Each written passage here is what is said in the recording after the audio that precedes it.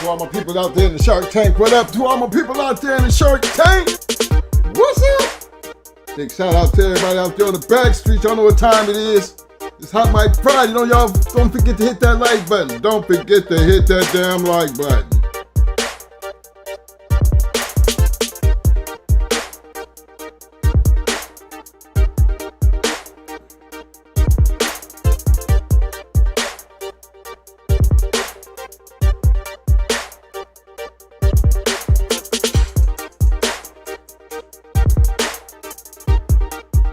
Let me give my shout outs right quick. Big shout out to my man Melee in the house. What up, fam? Hellraiser Gene Lewis in the house. What up, fam? My man Mr. Ron King in the house. What up, fam? Yo, my man. The one and only Dickie Foster in the house. What up, fam? Big shout out to Talk of the City Kennels in the house representing. What up, fam? The Insane Honey Badgers in the house. Yo, what up, fam? My man. Bite down and shake that like button. The one and only Double M Decibels in the house.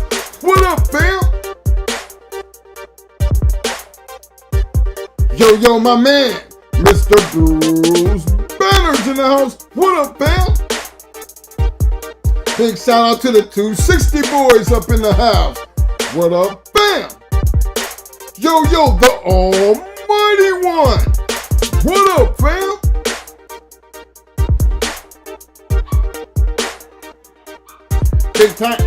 Big time shout out to my man. Long time supporter of this channel.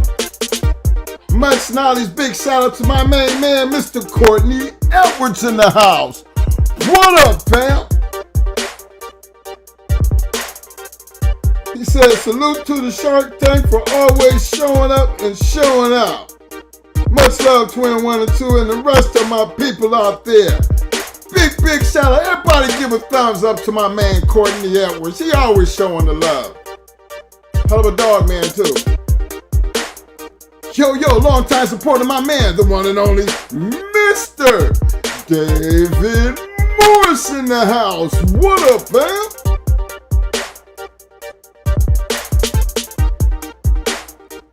Big shout out to my people out there. 614 in the house. What up, fam?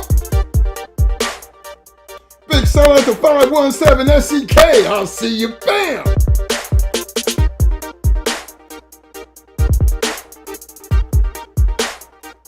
Yo. Cosman Cal TV in the house. What up, fam? Y'all don't forget to hit that like button. Don't forget to hit that like button.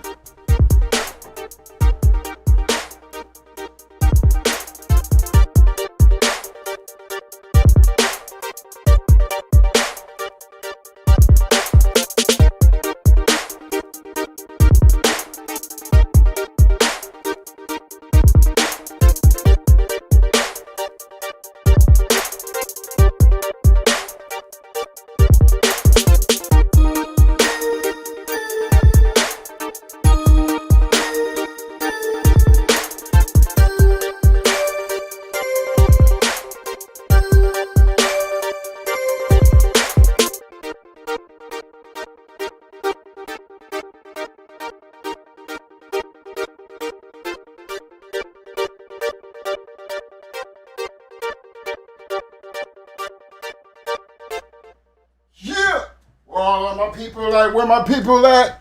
I see ya. I see ya.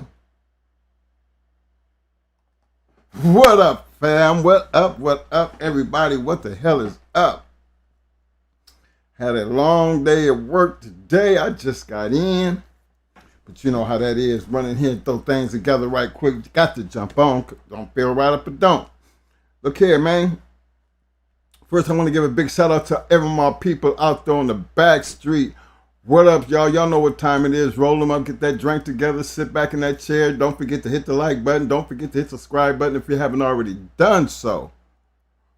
Big shout out to all my people out there on the back street. You know, today we just going to be talking, you know, I don't know if we're going to be short because, you know, once Mo get on, you know, he say he want to do, you know, keep it short, but he don't never keep it short. But, you know, this is one of them conversations that we've had, but we don't have them. We didn't really have it much. It's been a while since we had that conversation. You know, dealing with our dogs, and, you know, and over the years, we have had many different kind of bloodlines and breeds of dogs, many. And I can truly tell you that all of them was different in some type of way. You know, I always say, you know, like styles, certain traits, and conditioning. Those were the three things that we kind of held close even during our puppy raising period. You know, you trying to see how smart the dog is. You want to see how well you can encourage them to work. I mean, there's so many things into it, but you haven't gotten to what the style look like. Traits and things like that, you know, like bad habits, not wanting to run the mill, sluggish on the walk. I mean, all those kind of things you're looking for. But when it come down to competition type dogs, some of that shit's supposed to be already out of the way. And when we start dealing with the styles and the traits when it came to the competition, our conditioning program, it changed based on the type of dog we were using. You know, we didn't have any special, I mean, wasn't really nothing special. The dogs just basically gave us an idea of which direction we was going to be rolling shit in. You know, which way we was going to be rolling. You know, whether we was going to be working a certain, you know, we had a lot, in our later years, most of our dogs were back-end dogs. Now, anybody familiar with a back-end dog, they just don't walk in and just go straight to the back end. It don't work like that. You know, sometimes, you know, they got to figure their way, you know, they got to figure out how to get there. So a lot of time we used to do a lot of muscle work, you know, a lot of treadmilling, but then a lot of muscle work because a dog that's always trying to get to the back end or looking to the back end, well, our dogs anyway, they generally started working the chest.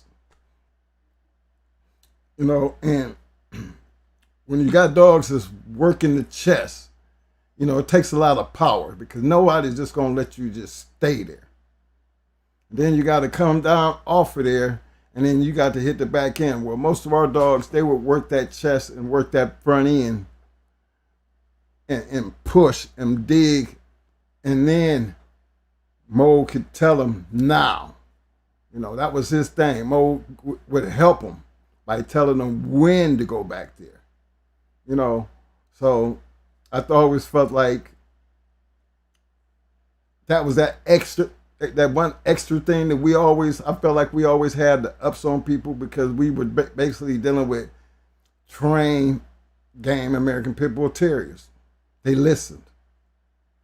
But strength-wise, we put them in a position that, you know, they were strong enough to be able to be monsters. You know, we never looked to be, you know, again, and I ain't bragging, but it was a miracle for us but we was always ready if we had to go a long period of time. You never know how long you're going to go. But our thing was, our dogs that we were bringing, that we were showing, we always thought they, we looked at them like they was killers. We coming in barnstorming. Everything fixing to be fast. Everything gonna be blown. They blowing all out from release the dog type of situation. And everything gonna be like that.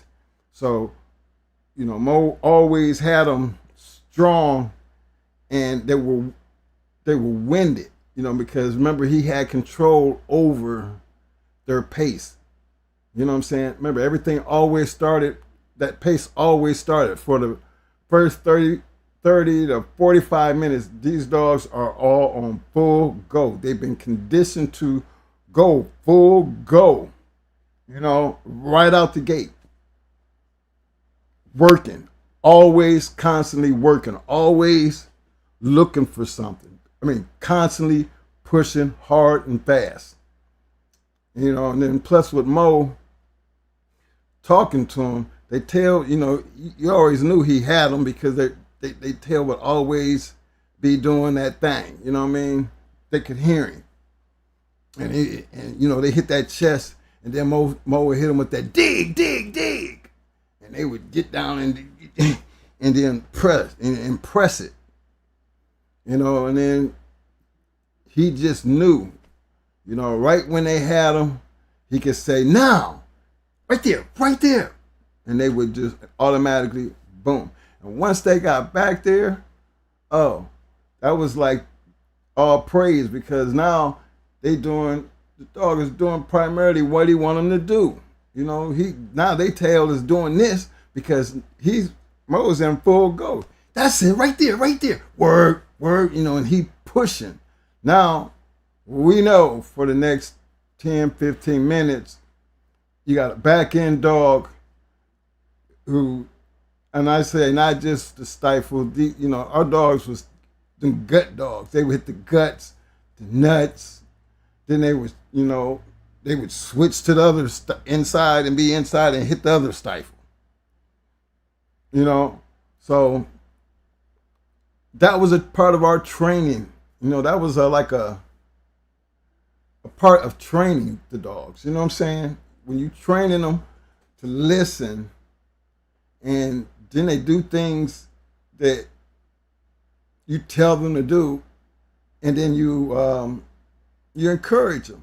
It's just like you tell a dog, you teaching a dog how to sit, and this might be rough after a while, but then once he starts sitting and then you praise him, he kind of understands now what you want when he hears that word sit.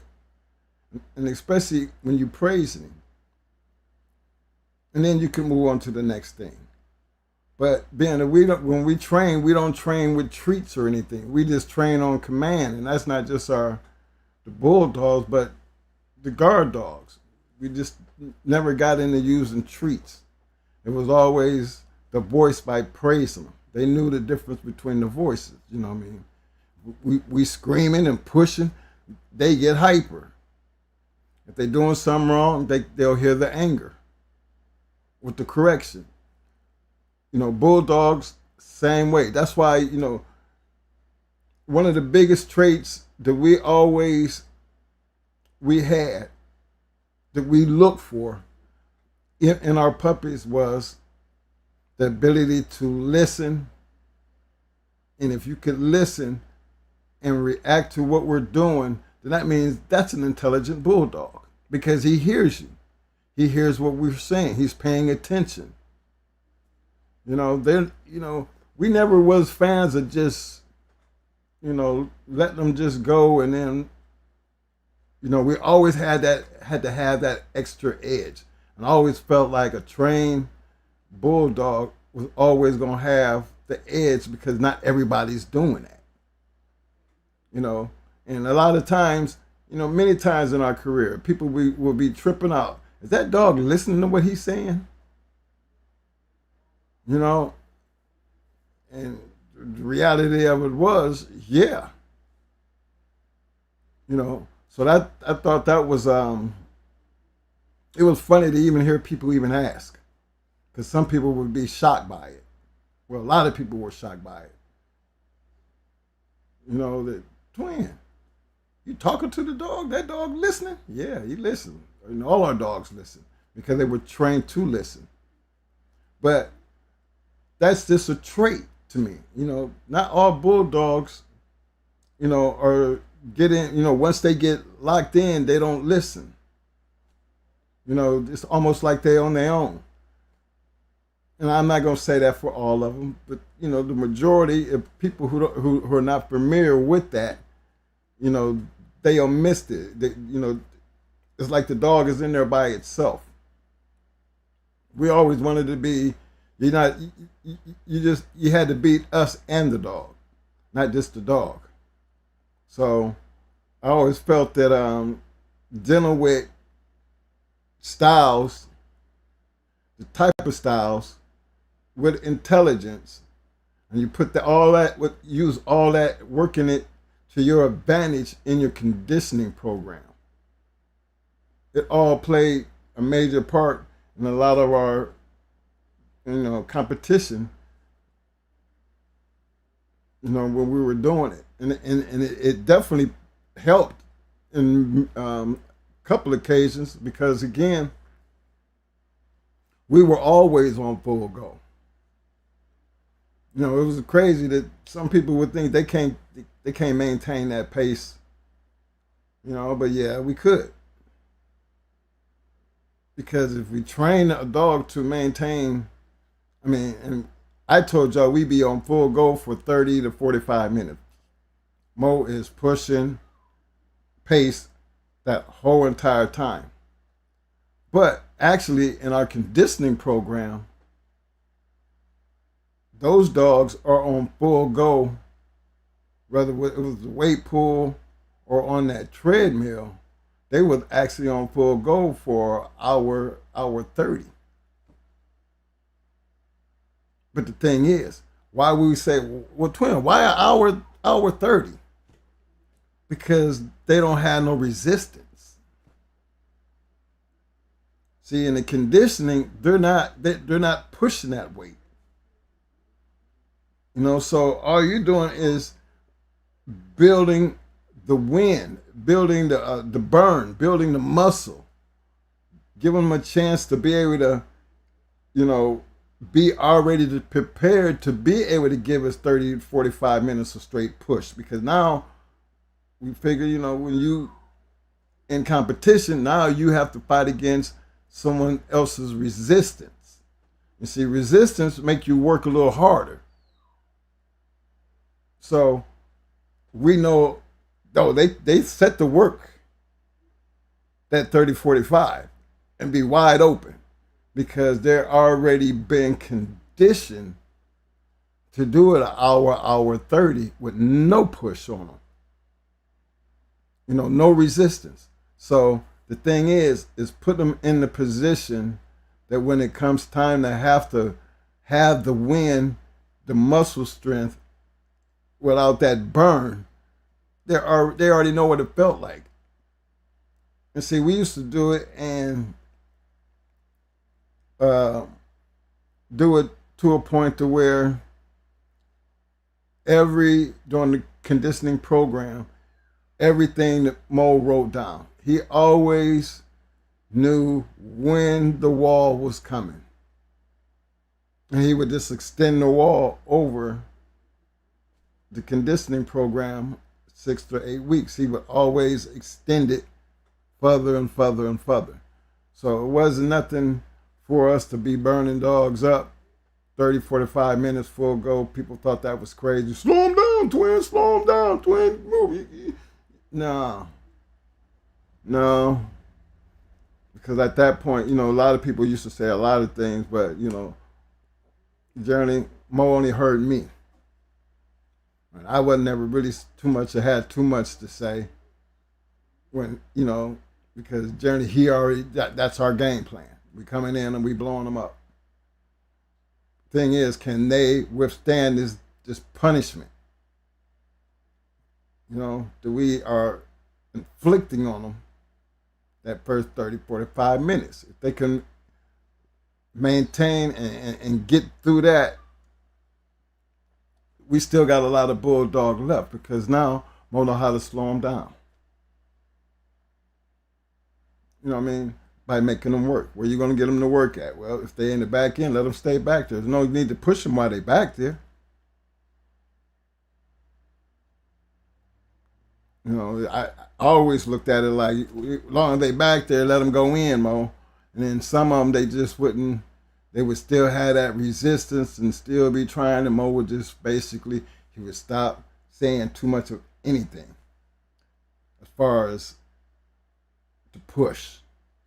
Now we like, it's more like, right there, good boy, right there, right there, good boy, right there. You know what I'm saying? That's a whole lot different when he get there and now you're saying, right there, get in there, dig, dig, dig, dig. And you're yelling and he just, he got his, you know, he's on that compared to good boy, good boy. That tail go from this to this. Why? Because he understand that tone when he's on that meal, doing that hour 30. He don't come off that meal. He just slows down. How do you get him to slow down? Good boy. Good boy. Now he's at his pace. Good boy. A lot of that, fellas, I guess a lot of it comes from not just being dog trainers, but watching over the years many of the greats, different conditioning programs. One thing you never know, ever heard them say that, you know, that they ever considered themselves as dog trainers. Good dog handlers, good conditioners, but nobody ever took, you know, the title of that dog trainer. Because the dog training part for us, we didn't notice too many people who, you know, they had other dogs, but they never considered themselves dog trainers. They're, you know, it was kind of more like they had their program and they stuck to their program and they tweaked their program. But the talking part, you know, they could say certain things, you know, the wife could say certain things. And you know them things are things that dog's familiar with because the dog reacts. And a lot of them kept that kind of shit to themselves. They didn't just come out and give you that. That was something that you had to pick up by watching. Because nobody's going to sit there and tell you they do this stuff. You know, they basically, you can almost see it. You know, tell the wife to say something. The wife say something, guess what? Dog hears her voice and boom, back to doing his thing.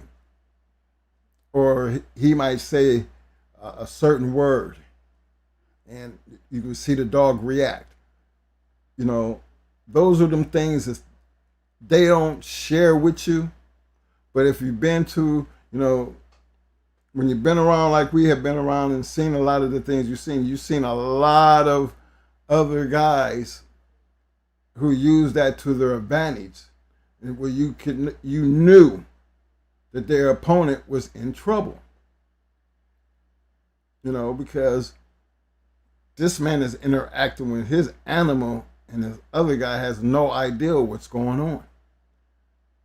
This guy is working and he's always in his dog's face.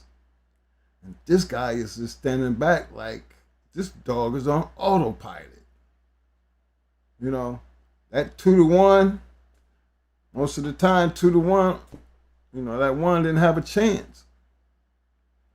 But that was something that we picked up, man, over the years and utilized it to our advantage. And, you know, and believe it or not, when it came down to that, our longest match we ever had, that 317, that was one of them times that Mo said right there. He told him right there. And he went from the stifle to the face. Mo pointed at his face, said right there. He came off that stifle and hit that dog across his face. And that right there, that was the beginning of the end. Because now Mo working him. Now Mo got him working the face. I think that's what took that dog out of it. Because when he went to hit the stifle, the dog, it was at that point in time, Mo caught that handle. And it came off that face and pointed back for that stifle, and as he went for that stifle, Mo grabbed him. But oh boy, he wasn't gonna make it. And we knew at that point in time, when it came down for him to scratch, that face damage was too much. It'd been there too long, and he didn't have no resistance to get that dog out of his face. So those are things like that, it worked. Because you would think the dog had to stop listening at some point, but he never did. Psycho, he was a crazy ass dog, but one damn thing I can tell you, he was a smart ass dog, and he had the ability to listen. We never knew like the shit and Mikey. I mean, there's so many dogs I can name that we never knew how game these dogs were. Because most of the dogs that we matched, we try to, we very rarely ever seen an hour. And we went into some good damn kennels and still never seen an hour. Now, we've seen it a couple times, but we got a lot more under an hour than we have over 50 something. And I couldn't count 10 that went over an hour. So, and that ain't me bragging. I'm just telling you, you're using the right type of shit, and that's where I'm all about that style type of situation. When you're dealing with resistance and you don't know how the other guy's coming, you got to be prepared. And instead of sitting back worrying about what this dog was and how this dog took care of itself, we just tried to enhance what our dogs did. What were their styles? What were the traits that we can build up on to help create that bona fide stone killer? And we just really believed that we could do enough damage in 30 to 45 minutes, we would never make it to an hour. And how would you know? Well, dogs be biting each other. Hard biting dogs. We use bite bars. We raise our dogs to teach them how to bite. Bite with your whole mouth. If you got a bite bar, you can almost measure and feel how much that dog is using their whole entire mouth compared to just having them hanging from a hide or, grabbing something. You just don't have no idea. Are they using maximum pressure? So we used to take the bite bar, and you have something, and you drive it to the back of their mouth. I mean, all the way to the back of their mouth. For those who don't know what a bite bar is, I mean, Google it. Dog bite bar. Little triangle piece, but it's long, cushion, and little sturdiness to it. But if you take the triangle part and push it to the back of their mouth, and then talk to them, like push it back there, and then you bite, and you're doing that to them, the crazy comes out, but then you start seeing that mouth close. It's just a difference when you can see the mouth closing. Doing that a couple times, that to me, I mean, for us, that was part of their training program. Everybody had to work the bite bar. Everybody had to understand and that word bite, bite, bite. You know, so wasn't no playing around. You know that they understood that meant bite. Close that mouth. Put that mouth and close it. I'm just throwing all them tricks out there, fellas, because again, those are things that we utilized and it helped our situation. It'd be different if it didn't help our situation, but these are all the things that we tell y'all are things that we actually done. You never know if it worked until you try it. But that's the whole point of us telling you. If you ain't never tried it, try it out. Try some of these things out and see and be consistent with it. You know, it's not going to happen to you it's not going to happen overnight, because most of the time, you know, we start these things with young dogs, young prospects. So they grow up with a routine. You know, and as they growing up with that routine, you know, they get smarter, they get better. And you will see the difference. Now, traits, for me, I feel like traits is something that's born in them. You know, to me, I think, you know, Brat had bad traits. What was Brat's bad trait was she chewed on everything. You know, Mayday dogs are destructive dogs. She was a very destructive dog. And if it don't be for her chewing on shit, you know, we probably could have got a lot more out of Brat. But we could never stop her from chewing on shit. I mean, y'all see the picture, you can see her teeth. Well, 2 years after that, Brat was literally gumming shit. Literally gumming shit. She done gnawed on the tree, she done gnawed on a concrete bowl, she done gnawed on the dog house. I mean, you just never could stop her. That's a bad trait. Who else has some bad traits? We had some that didn't want to run the mill. I mean, a good one was Dusty. Dusty never liked to run the mill. How do you get the dog to run the mill?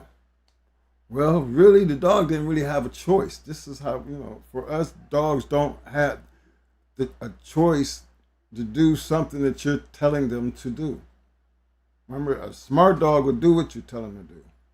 A stubborn, hard-headed dog will try not to pay attention to what you're trying to get them to do and do what they want to do. Well, we don't believe in dogs doing what they want them to do. The key is to get them to do what you want them to do, even though they don't want to do it. They don't have a choice. They have to do it. And one of the key things with working Dusty, she would actually get on the mill, but you couldn't get her to get excited. You pumping her up, and instead of her making the meals, we call it singing. When we got that meal singing, just as they just blasting it out, she wouldn't do that. So how we handle that? Took her off the mill and put her on an electric mill. Now we gonna control your speed. And over time, her trying to stop and do all the craziness, over time, believe it or not, she figured it out. All dogs ain't the same. So you got to figure out a way to get them to understand and do what you want them to do. The electric mill got her beyond that. So now when she understood, you put her back on the slap meal, and you want her to pick up the pace. She understands what pick up the pace was. You can talk to her then. Now you'll start hearing that singing. But in the beginning, and we've had her as a puppy. She's another one. She didn't just come in as a grown dog. She was a puppy. So she went through the same old shit that everybody else did. But then that was that trait. Remember that they all gonna be different. You just got to overcome the thing to make them different and get them back on the program that you want them on. Because I feel like every dog can be broke of any bad habits if you choose to stop to break them. Dogs fighting chains, out there tug of war with chains. Gonna mess up your damn teeth. How do I stop this dog from biting and fighting the damn chain? Because he needs more of something to do. You got to give him something more to do. Don't let him bite the chain. Give him something else to bite on. Because I need you to have your hardware. Without your hardware, you're nothing to me. I feel like conditioning is something that is just, you will learn over time. Like if I was training a dog to do treadmill racing, what can you do for a dog when it comes down to treadmill racing? Well, there's a lot you can do. One thing you got to do is build up their wind, strengthen their muscles. Because trying to keep a pace, a very fast pace, if your muscles ain't just like regular human beings, how we tell us, you're in the sports, and they always tell us if we're going to be going all out before, always stretch. I used to wrestle and play football. I always stretched. Did the neck thing, make sure my neck was already loose where I didn't, with my helmet. I got to get my neck right. In the wrestling, I did the whole, put your arm this way, make sure every joint was popping, loosen it up. Because pulled muscles, muscle burning. Imagine a human being. And I'm taking it, at some point, everybody have lifted weights or done something, extraneous at some point in your life. Now, us as humans, we can talk. Dogs can't talk. So they can't tell you when that muscle burn is there. They can't tell you when that cramp is there. That one cramp when you be running and all of a sudden you be, you know what I mean? But you got to keep going. You got to work through it. And all of a sudden you get that little pop and then everything be back to normal. Dogs can't tell you that. But you got to be able to notice when you see it. Because just like for us, same thing with dogs, they got to work through it. But you have to be able to understand where they at when that happens. Because for us as humans, when we get that burn, y'all know that burn is, it'll have you messed up for the next 2-3 days. Get on there, I'm doing 200. Work it hard. The next day, that 200 that I did the day before, just yesterday, is harder today. Then the third day, it's even harder. Because on each day, I'm increasing my reps. And in the process of increasing my reps are getting harder. And you feel that heat. coming down through the muscles. And I'm telling you, the burn is real. Now imagine a dog who can't tell you about that burn. For us, we just automatically,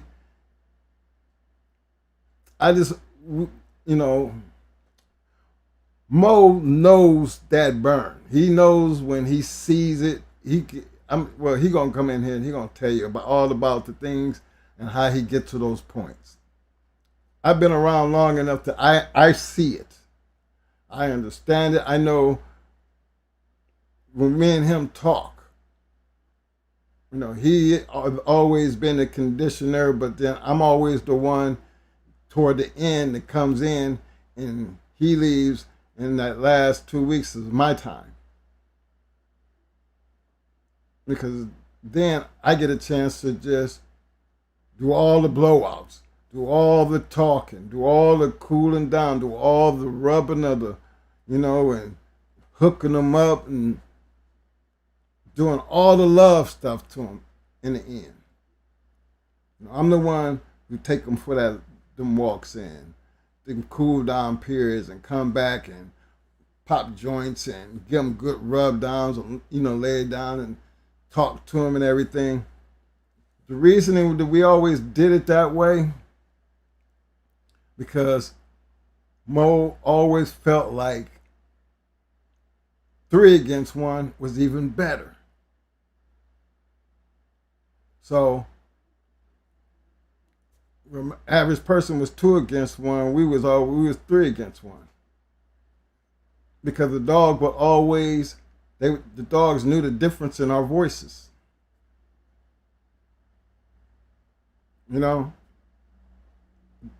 I could walk, on the last 2 weeks, I could walk through the door and say something.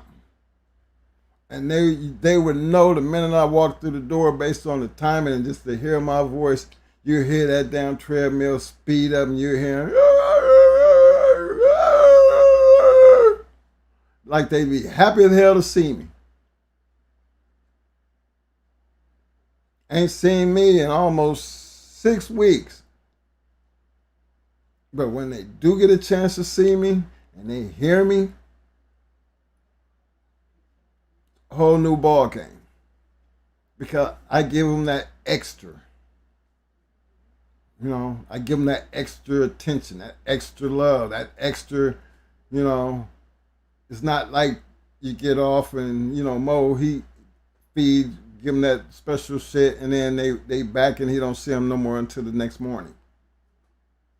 He don't get into the love and affection and good boy this and all that other shit. I do all that. Because by that time for me, I feel like I'm dealing with a well-conditioned dog, a dog at peak. So now I'm trying to bring the dog's mental capacity to having something they didn't have over the last 6 weeks. And that is attention outside of just work. And believe it or not, fella, it definitely worked for us. Because it's not a time that I could be over in the other corner and say something.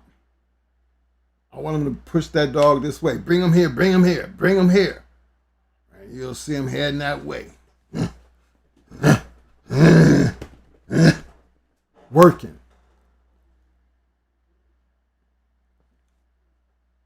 That's that 3 against 1. But those things are something that we, I felt that we always had to have an advantage. And those things were advantages for us. Not everybody thought like that, but I feel like everybody should have been thinking like that. Because, there's a lot of good dogs that I feel that could have been better dogs if the person basically knew what they were doing. Or had some ideal about, keeping the dog's attention. Don't make the dog feel like it's in there by itself. I seen guys get on and be blowing in their ear and blowing in their nose like that's gonna help them. Come on now. Every time that we blow out, y'all, we suck in good air, and the air that we have and we blow out, that's our bad air. You know, fresh air coming in, bad air coming out. So never understood why people blew in the dog's face. Was that supposed to be cooling them down? Your hot breath gonna cool them down? I mean, is blowing what it's gonna take? I thought it was funny, but I never would say that. I would just let them do it because I always felt like, you of all the air that's in the room, you blowing your bad air in this dog's face. This dog is going to get even hotter. So I don't, let them keep doing it. But it'd be these simple things, the stupid things like that. Why they do it, where they get that from. Maybe they seen other people doing it, But what was the science behind it? I never understood the science behind it, but I've seen people do it. Another one was, water.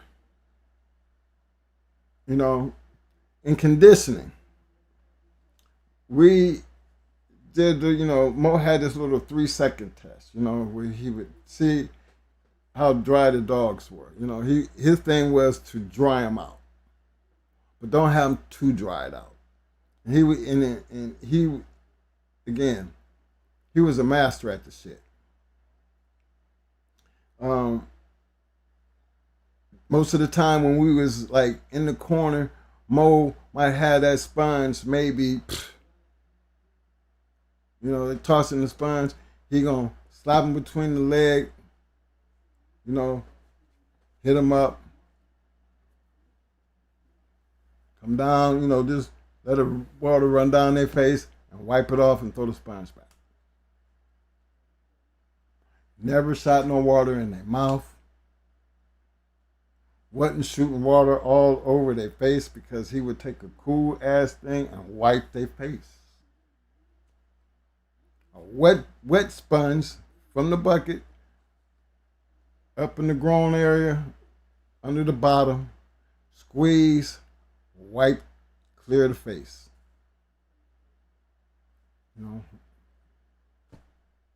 Make sure you ain't bang, all that, but it wasn't a wet sponge. I've seen people damn near drown dogs with sponges, which was funny. You know what I mean? Because let somebody put some water in your eyes. And, how do you, at least we can do this right here. Dang, what the hell? Dogs can't do that, man. Or you ever had water shot up your nose, that burning sensation? Why do you think a dog can't go through that? That's one of the things that me and him talked about a long time ago. That came from an old school person. Hey, this is what you do. Don't do that. Don't do this. Don't do this. I share it with y'all because it's just one of them things that we did that, believe it or not, there was after all that we've seen, there was a lot of people who didn't know or didn't do these type of things. So I feel like if you're going to be running up a wall, or you're going to be treadmill racing, or you're going to be weight pulling, see, all these things are still a competitive sport, but the dog has to be the best at whatever that sport is. So how do you make that dog be that athlete that you want him to be? Well, boxers run. Why do boxers run? Boxers hit speed bags. Why do you think they're hitting speed bags? Boxers hit power, big bags, sandbags. Why are they punching on the bag? All that's to increase their punching power. All that running is to increase their stamina. I mean, everything that you're doing in any conditioning program is supposed to benefit you in some type of way. So if I'm trying to get a dog to run up a wall, You know, the last thing I'm trying to think about is weights with that dog. I need that dog to be like, you know, you know how them people be taking the poles. I think they call it pole vaulting. You know, they run with the pole and they stick it in the ground. You know, stick it and then they, you know, lift up over the thing. I've never seen a fat person doing it. You know what I'm saying? I never seen a fat person doing it. I never seen anybody who did it actually lift weights or worked out lifting weights. So I always felt like there's certain things to increase your ability to do and be better at whatever you're doing if you concentrate on what are the things that I need to be able to put this stick in the ground. First of all, you got to be able to hold the stick up. Second of all, you got to have a rhythm as you're running with that stick. Third of all, you got to be able to hold that stick tight enough that when you dig in and the velocity is enough that you bend and not let the stick do the work to throw you over. That made sense to me. As hard as it looked, I understood the concept. I actually knew a chick who did it. You know, and she was the one that, you know, schooled me on, well, how you get that damn thing to bend like that? Don't you be scared that mother gonna break? Nah, it's not gonna break. The thing is, being able to hold that stick long enough and put it in the ground with enough power that that stick bends, because it's, you know, that pole gonna actually bend enough and help catapult you over. And that was just timing. Okay, so if I got a dog that's running up a wall and I need him to make that first jump, you know, when he first hits that wall, I want him to be full go. What do you think I'm going to be working on? I'll be working on a brick wall. I'm trying to get him to run up a brick wall.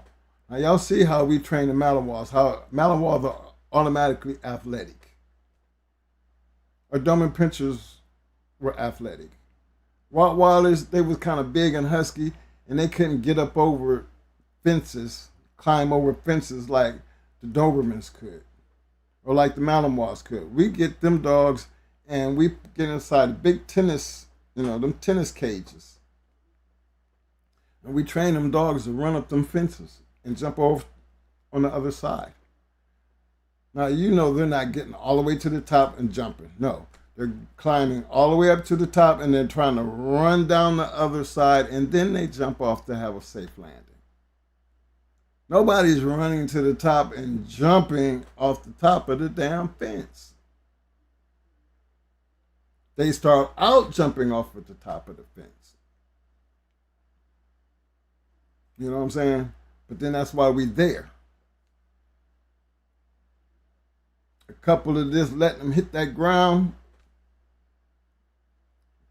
makes them realize, stop jumping off the fence and run down the fence like you ran up. Never had a dog break a leg, never had a dog, you know, die. Yeah, we've had them go up some higher fences, higher walls. Even had them running up brick walls to jump over fences. If you can climb up that fence, you know, they'll jump and they will actually run on a wall, get up on top of the wall, and then instead of jumping off the one, try to run down and then catapult off of it. Those are things that, if you know you got an animal that has a special talent, you're supposed to be able to utilize that talent and help enhance that talent. You know, that has a lot to do with the styles of things. The traits is something that they're already born with. You're supposed to be able to see what's going to work for you based on what you're doing and utilize it, enhance it. And it's all based on the conditioning where you put all that together to be competitive, to be the best that you can be at what you're doing. It's more than just feeding these animals. It's more than them just flirt poling. I mean, flirt poling is cool to give them exercise, but never, you know, I don't be having too much work to do on the flirt pole. I have my little, my dogs around here, you know, they're always gonna catch whatever I'm flirt poling with because I don't know how to keep it away from them. You know what I mean? Before you know it, they be jumping at me, and I be like, "Oh hell no!" No, but for real, I feel like a big open field. If I really want you to put in some work, I take them to this big open field, and I throw their favorite toy, and I make them go run it all the way down there, and then I make them bring it all the way back, and then I fight with them to get it from them. Now it's a fight, but that's why you carry your breaking stick. I don't have to teach you how to drop it. I'm not going to teach them how to drop it. Not my bulldog. Now the Malinois, they know they bring it back and drop it, and then they drop it and then sit down. I'm not going to never tell my bulldog to drop anything. I just let them I fight with them. They come back with it. We get the fight on. Then I snatch them up and I get my breaking stick and I break it off of them. Yeah, because they're going to go nuts. See, I want them to go nuts. I want them to stay engaged. Yeah, fight me while I'm breaking you off of it. So now when I get them off of it, I can take it and throw it out there. And then now I got them. They see it out there. I got them all crumped up and everything. Thing is, you still got to go get it way over there, and you still got to bring it back. And I do that enough that I know she gets a whole lot of work. And she's used to that. She's used to that routine. She knows that if we're going to tug of war, she knows that anytime I grab that collar and I break out that breaking stick, now she's fighting with her feet because now she's trying to hold on and everything else. Because she loves to play, I call it playing. She loves that, getting that off. Getting that fire out. That just makes her day. All she got to do is see me grab the leash. She already knows where we're going. She sees the park. She already know what we're fixing to do. She sees her toy. Oh, now she's in full go and she's barking. She's waiting on me to throw it. These are things that you will see out of your dog when you're spending time with them. Because to me, for us, back in the day, believe it or not, people, between me, Mo, my kids, and his kids, all them dogs we had on the yard, every last one of them dogs had work put in every single day. And I know that sounds crazy. No, it isn't bothering. You got $40, $80 on the yard. No, it's not bad. It's not hard to do when you got 6 of Mo's kids and 5 of mine. That's 11 kids. All of them knew how to ride the four-wheeler. All of them knew how to go out and take them off and take them for a walk. You got 5.5 acres of just land. Not everybody going to be able to get on the four-wheelers. Some going to have to walk. Some going to have to ride, but they get a chance to switch up. And for our kids, they always had their special dog. Everybody almost had a special dog. That was their dog. So, of course, try to keep everybody, happy. Everybody had a chance to have their special dogs. But in the process of having their special dogs, work had to still get done.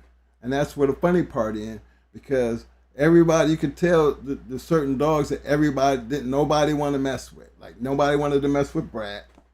Nobody wanted to mess with the mechanic. Everybody wanted to play with Bebe because Bebe she was mean as hell, but she loved to work. I could sit back and talk about every damn dog on the yard because that's what our kids did for their summers. Their summers were spent here in Florida with their fathers, and that's what they did. For the ones who lived here, that's what they did on an everyday basis as far as the boys was concerned. Every morning, 6:30 in the morning, everybody up, out feeding dogs, out walking dogs. By 8, 9 o'clock, all dogs been fed back on the chain and they getting ready to go to school. But that was our daily routine. I think it's important for people to understand, that it's more than just having dogs on a chain. We had special relationships with these dogs. And so understanding the traits and the styles of these dogs, if you spend as much time with them and doing the things that we did, we kind of knew everything about our animals, the good and the bad. But we knew, too, if we put in the work and you made the team, you were special. And then once you made the team and you were special, only thing left for you to do is your ability to perform. And we've been just lucky to have good performing dogs. And I'd always felt like because we had so many, we never really just concentrated. Like when we did, when we came back with Brett and Pretty Mama, at that time that they were on the yard, we still had close to 80-something dogs.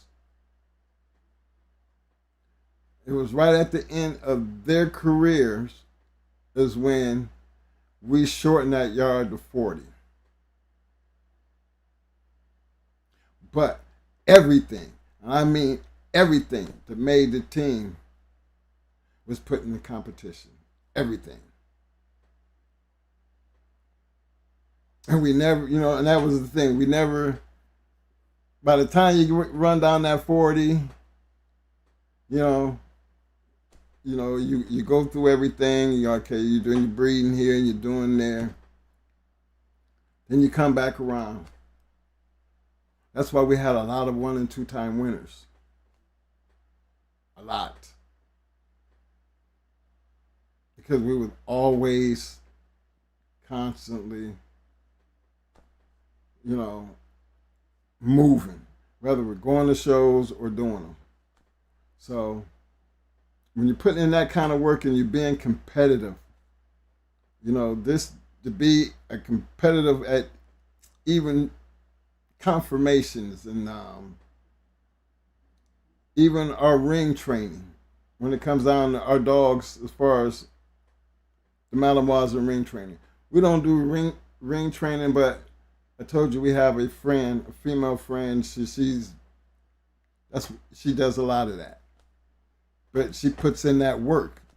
See, for us, we put a lot of work into those Malinois, but one thing we don't put them, they're not people dogs. We let them keep that fire. Because why do you think they got make muzzles for? If I'm going to be out around people, I'm going to put a muzzle on them. Because they're not people-friendly dogs. People see a pretty dog and want to come up and pet the damn dog. Our pit bulls, that was something totally different. Never had a pit bull until this. And I'm working on breaking her. Well, I think I got her broke. But I don't think she's broke to the point that I trust her enough I trust her enough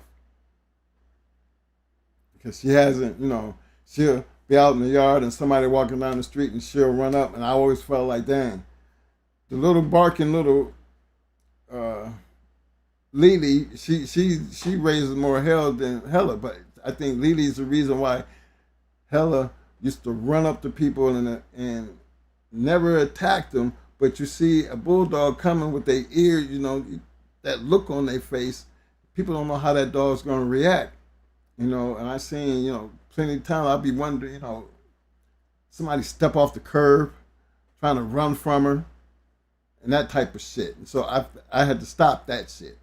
And then the fact that she bit my wife for no obvious reason, and then she bit me for no obvious reason.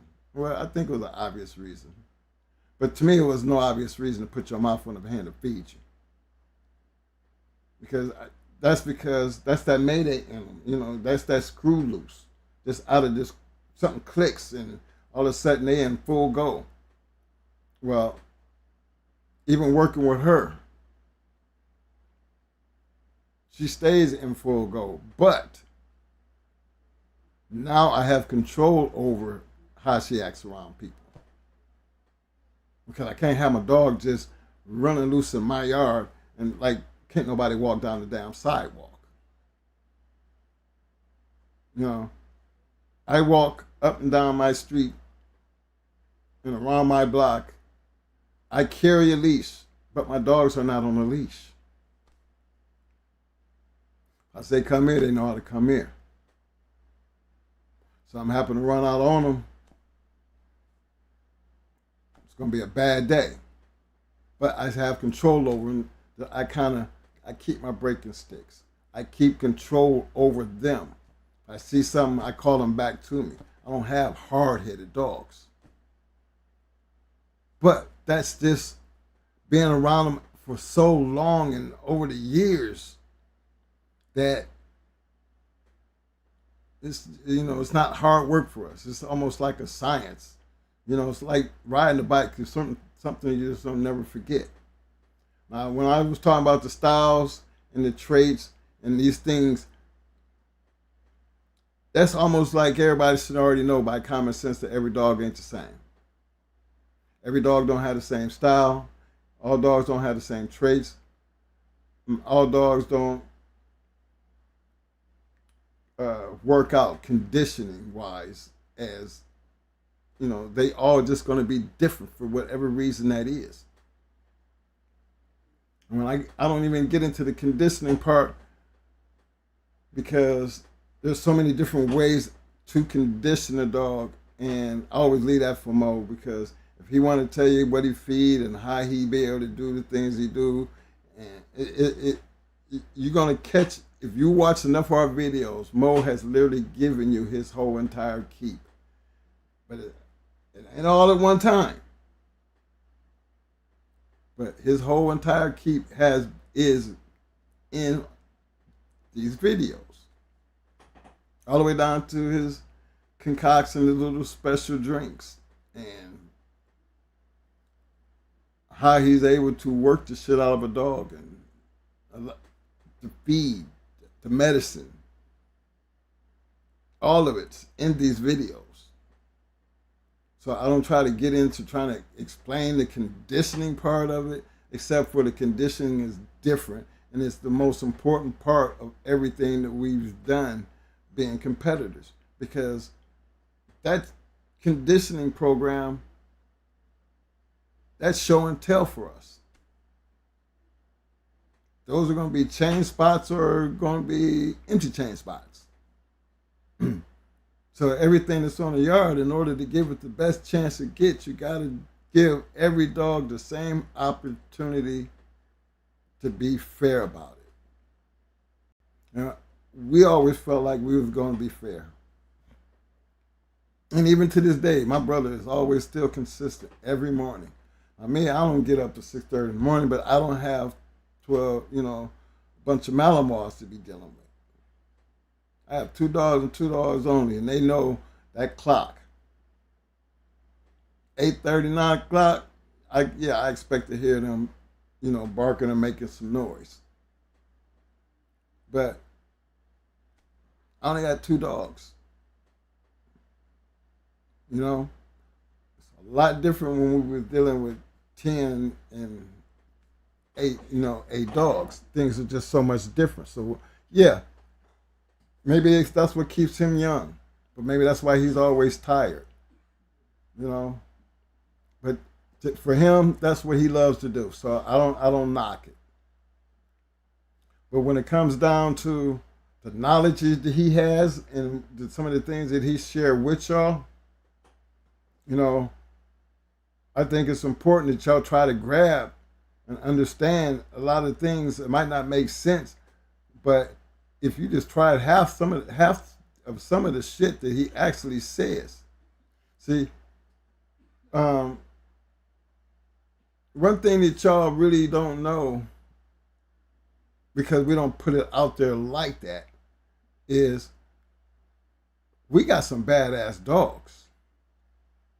I mean, we had some badass pit bulls, but we got some badass protection dogs too. They were really, y'all will be amazed at some of the things that these dogs can do.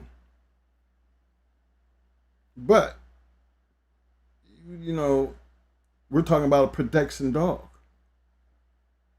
You know what I'm saying? They will run your ass down. They know how to jump in cars. They know how to run up in your house. They know how to go seek and find. They know how to arrest you without biting you. They can make you do things that if you don't want to do them, you're going to do what the dog wants you to do, or you're going to be attacked. And the dog don't need us stand there. We can send a dog to go get you and tell them to bring you back. And this dog will bring you back. If you fight this dog is going to fight you.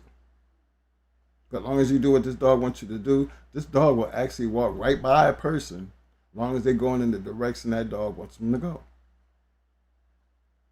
These dogs, I mean, I ain't gonna even bullshit you. We some badasses with these damn dogs, man.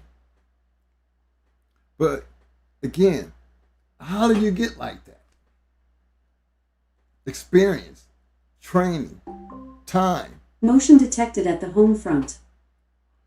Time, you know what I'm saying? Put in the effort. Whatever it is that you're trying to do, try to be the best at what you're trying to do by getting as much information as you can. Because everybody knows sit, stay, and all that other shit. Everybody know how to throw a dog on the meal. I hear people talk about, well, I put him on the meal 15 and then I give him breaks. I mean, I hear some shit that I'd be like, why? I don't blow him out. Why? I mean, different strokes for different folks. We don't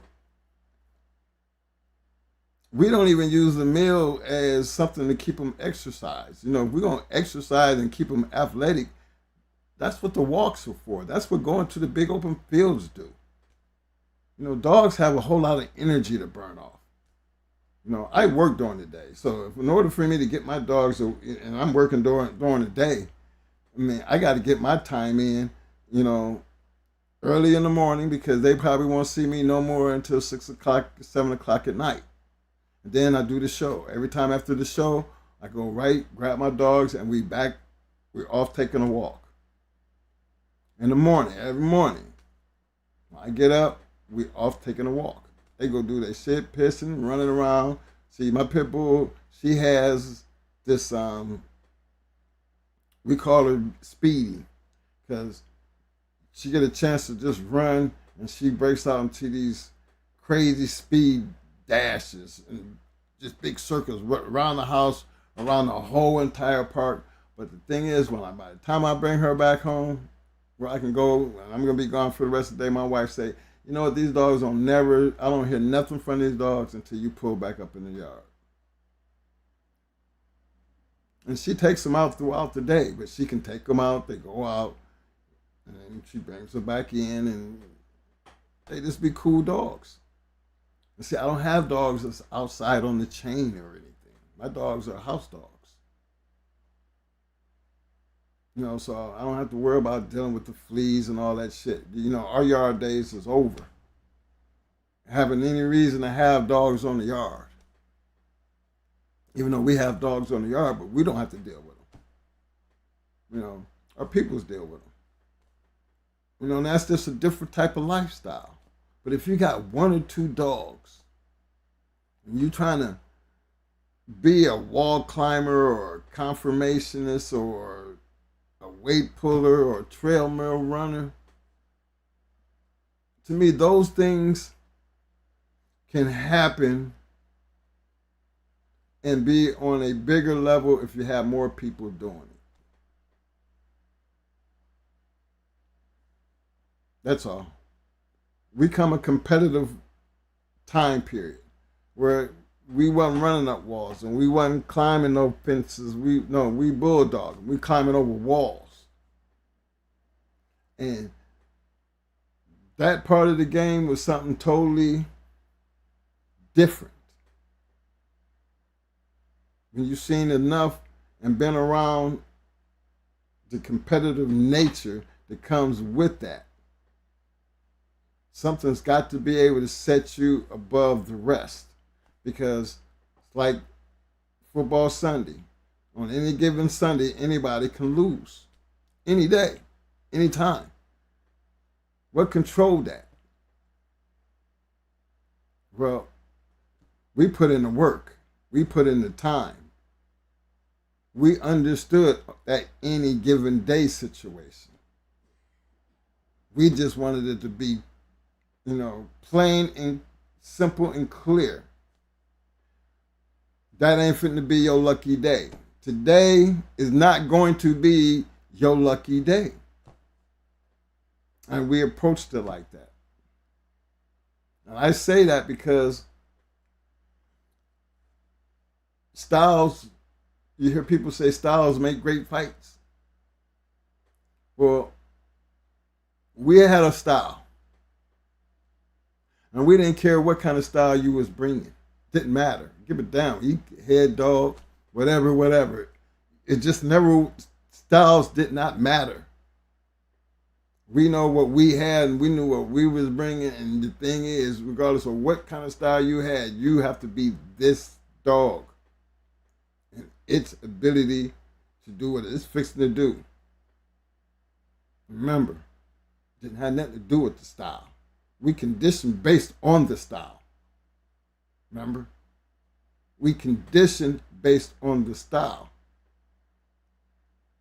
Their traits, their ability to be smart, that good wind, that good bone structure. All those are the things that help us do the things that we were doing in their conditioning program. Some dogs can take more than others. Think about what it was when we out there on weight day, on the sled. You know what I mean? 2 hours. Dragging a sled. Remember, it all has to start off in increments. Don't get that wrong. That's one thing. We didn't come in putting that 50-pound weight on there.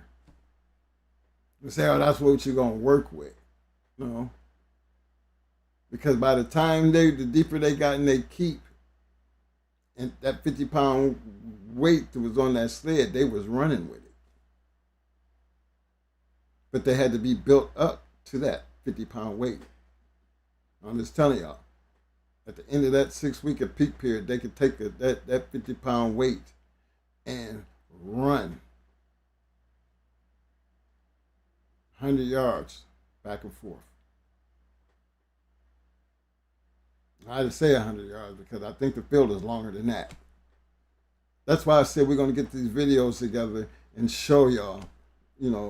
I want to be able to show you everything that I'm telling you.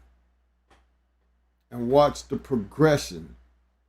Look at the body. Look at the dog's attitude. I know it's only maybe 1 or 2 dogs we're using. But we've said enough. Now I'm in the, I'm like Mo, because it's hard to even, Mo wants to get out, and that's what we're going to do. And a lot of the things you hear me talking about tonight, we're going to show you all the way down to the bite bar.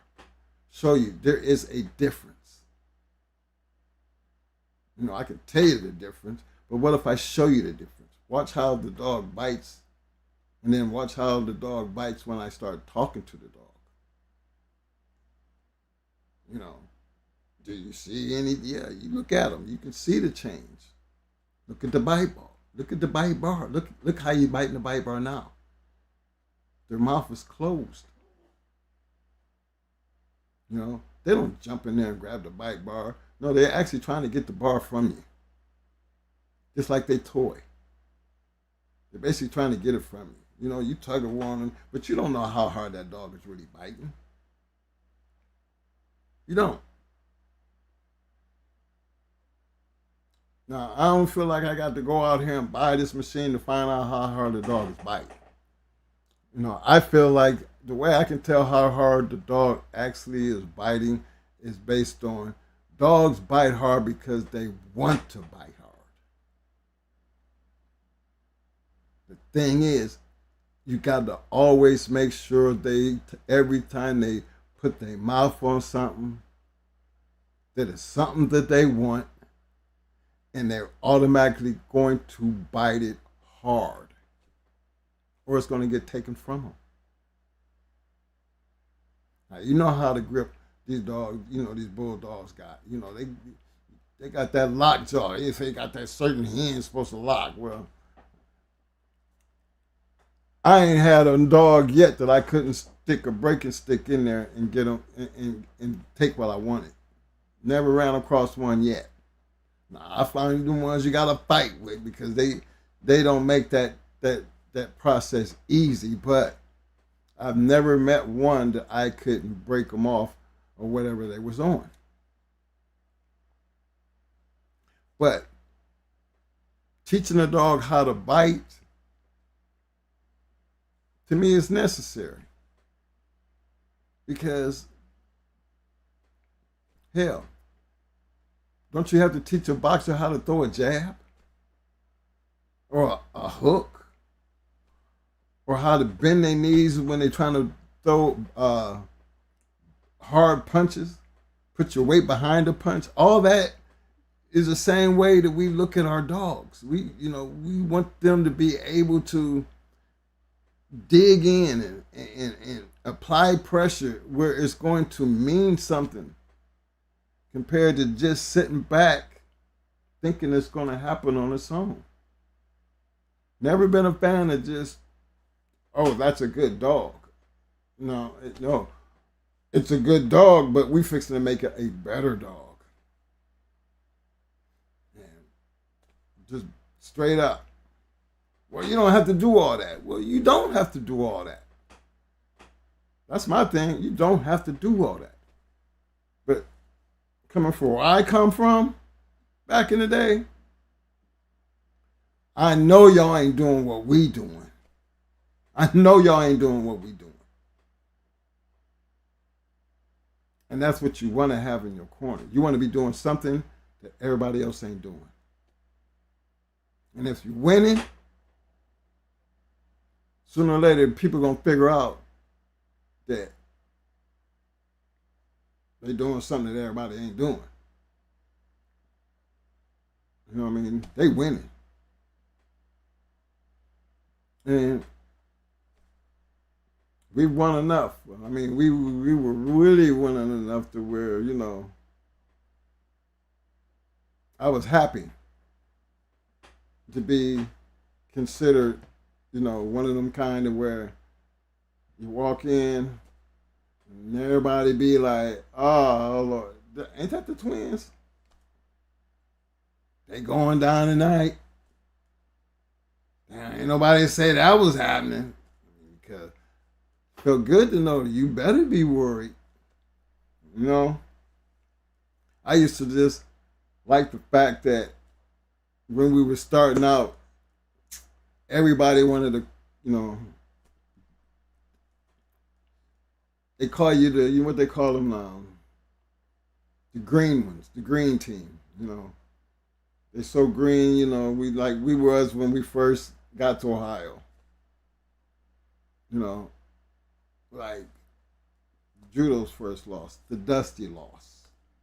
You know, them them was two major losses that I'll never forget because they were learning losses. But to be learning from them, the same people who looked at you like you was green, but respected your type of dogs, that in the end would prefer to jump on your team than to go against your team. And that is where all my respect came from as far as looking at men who were trying to help compared to men who were trying to tear down. Because the ones that was always felt like twin them and got shit, guess what? We didn't have no problems. Yes, we have shut down. We clear yards. Literally. When you had as many dogs that we had, oh, we clear yards. And we traveled to clear yards. So for us, it was all about competition. Didn't find competition right there at home. Hell, we done did enough at home. There ain't nobody really trying to even come over there. You can't even get a roll. There ain't nobody, man, I know, twin. No, you can't, man. You got to fix all my shit up. No, I ain't trying to do all that. So you got to get on the road. So did a lot of that. But the point of the matter is, the dog is always going to be a representation of the work that you put in it. If you ain't putting in that work and you got a shitty dog, then just it is what it is. Now, I don't blame the dog. I always blame the person because I always felt that, you see some dogs that go out and they was smashing shit. And then all of a sudden on that one day, you be wondering, that dog quit in 6 minutes. I mean, y'all, we've all heard them type of stories. That dog had 2 wins, and on his third win, it stopped in 13 minutes.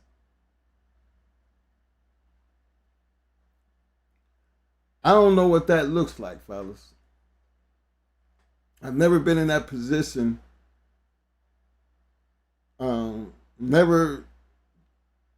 I've seen it happen, but I never understood how and why it happened.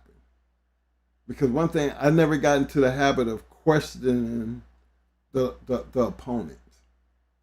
Well, what the hell was the first 2? Never thought of it like that. I always felt like the dog just wasn't pushed. Somebody brought in something and either the dog wasn't right or the dog that they went into was applying so much pressure that that's the first time that dog had ever been in that type of situation. I've seen dogs bite so hard that I've seen dogs faint, get bitten in the shock of the dog biting them so hard that they would, do this shake thing. Hard biting dogs. So there's a lot of things that was happening that you really couldn't understand, but that was our motto. Our motto was, why go out and find yourself seeing shit out there that when you can see that at home for free. That's how we used to roll. We ain't got to worry, We can go and load them up, and go down to them and run through that whole entire yard. But guess what? At the end of the day, we have to make that decision. That decision is not going to be made of what they did to everybody else's yard.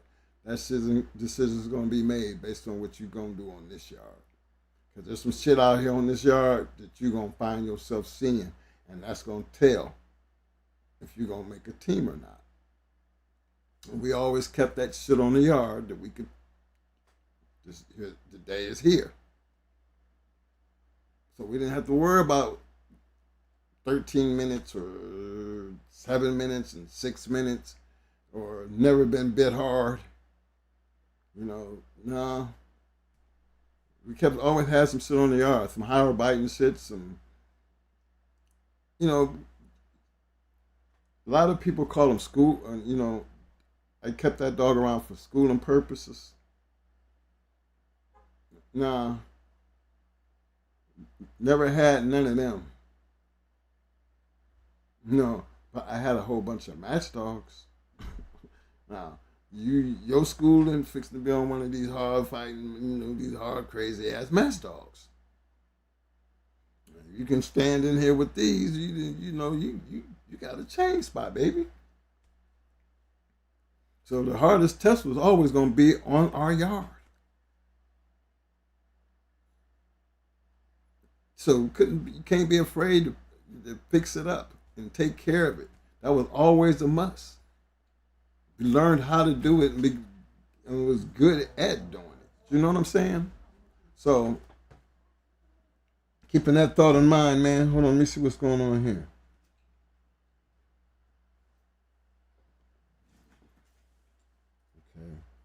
Okay. I got Mo coming up in. I enjoyed something myself. You enjoying it? Well, I got Mo in here. Like, which you already know. I ain't trying to make it a long night. I just got in. About Vietnam.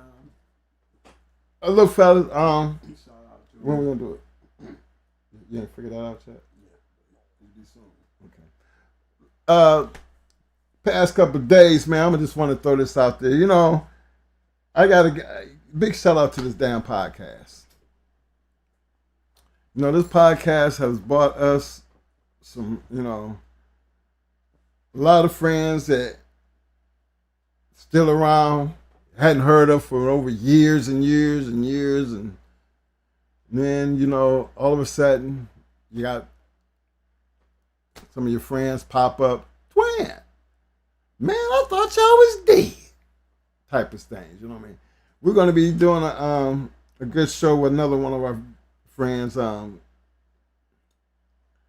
Vietnam Bones. You know what I mean? Good friend. Actually, his story is almost like our story. If anybody's familiar with Vietnam Kennels, they had a lot of great dogs. I mean, what was the name of their magazine? Revelations. They had the Pit Bull Revelations. Good dudes. But Bones called us, you know, retch out. And just hearing from Bones, we was all Little Rock. Had almost the same type of coming up in the game. Big shout out to my man Lil Rock. Because, you know, Lil Rock, he get around. You know what I mean? For y'all don't know, Lil Rock, he always get around. You know, and then you get around, you know, Lil Rock, he always, hey man, you know the twin, you talking about twin? Yeah, I know. And, you know, he's always got that plug. So big shout out to Lil Rock being who he is. And he finds all our old friends. And it was just good to hear. You know what I mean? Just hear him. And then, like you said, Lil Rock know him. And it's kind of funny for everybody to be like, they don't know, nobody know us. But yeah, there's a whole lot of people who know us. And especially, you know, back in that time period. Because we did get around. We got around a whole lot. They did too. And so, you know, just like them. I mean, that's how everybody meet everybody. Because everybody was out there doing everybody. You know what I mean? STP. Yeah. Vietnam. STP, Super Kennels. Vietnam. You know, I mean, our list gets long and it goes on, but the funny thing is, fellas, this dog game has been a part of my life. That if I had to do it over, I don't think I would have done anything different. I can't tell you about what the now looks like.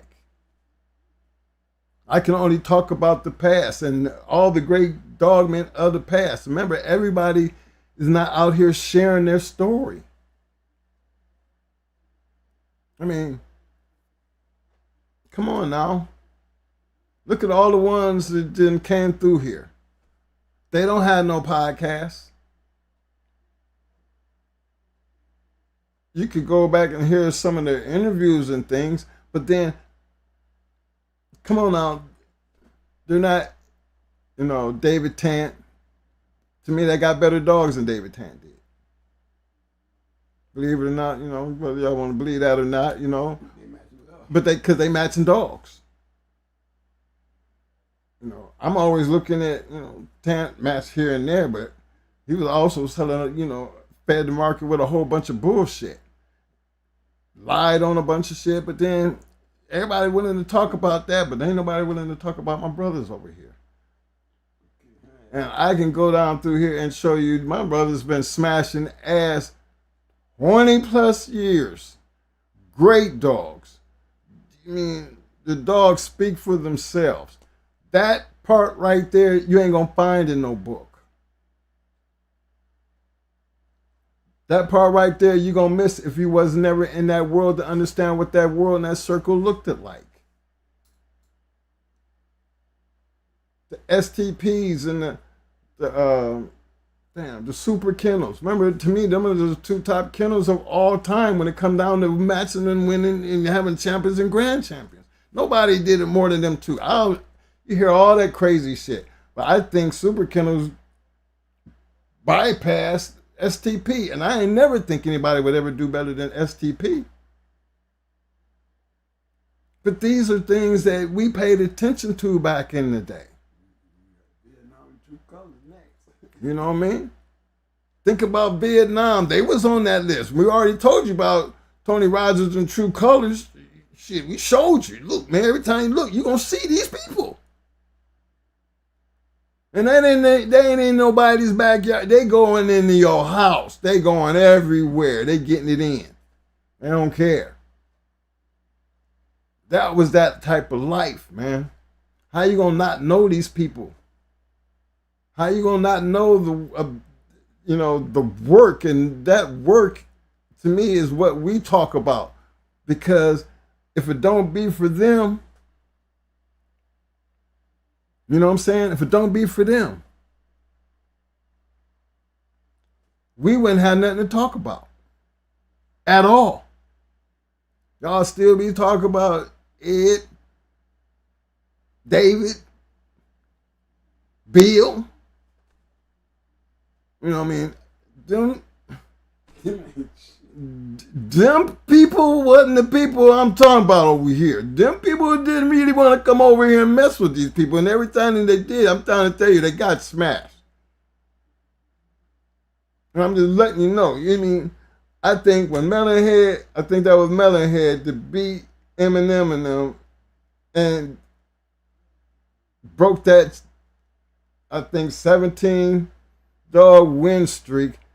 And when your opponent beats you and then praises you, not throw you under the bus and tell you you ain't got shit or nothing like that, but praises you.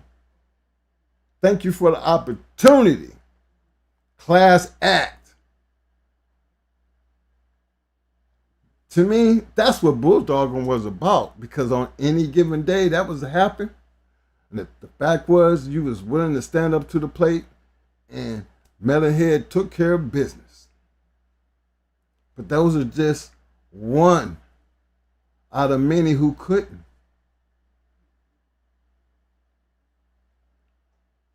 The stories that we talk about are things that actually happen. If you ain't never had one between your legs, you wouldn't understand what we're saying. If you ain't never had to look across and see another man in the corner, you wouldn't understand what we're saying. If you ain't never really put one to even be in that position, you would never understand what it felt like to have one. I mean, we can only tell you when you get on the bus. That's why we say get on the bus and put yourself in our shoes. You know, get your feet on the yellow line.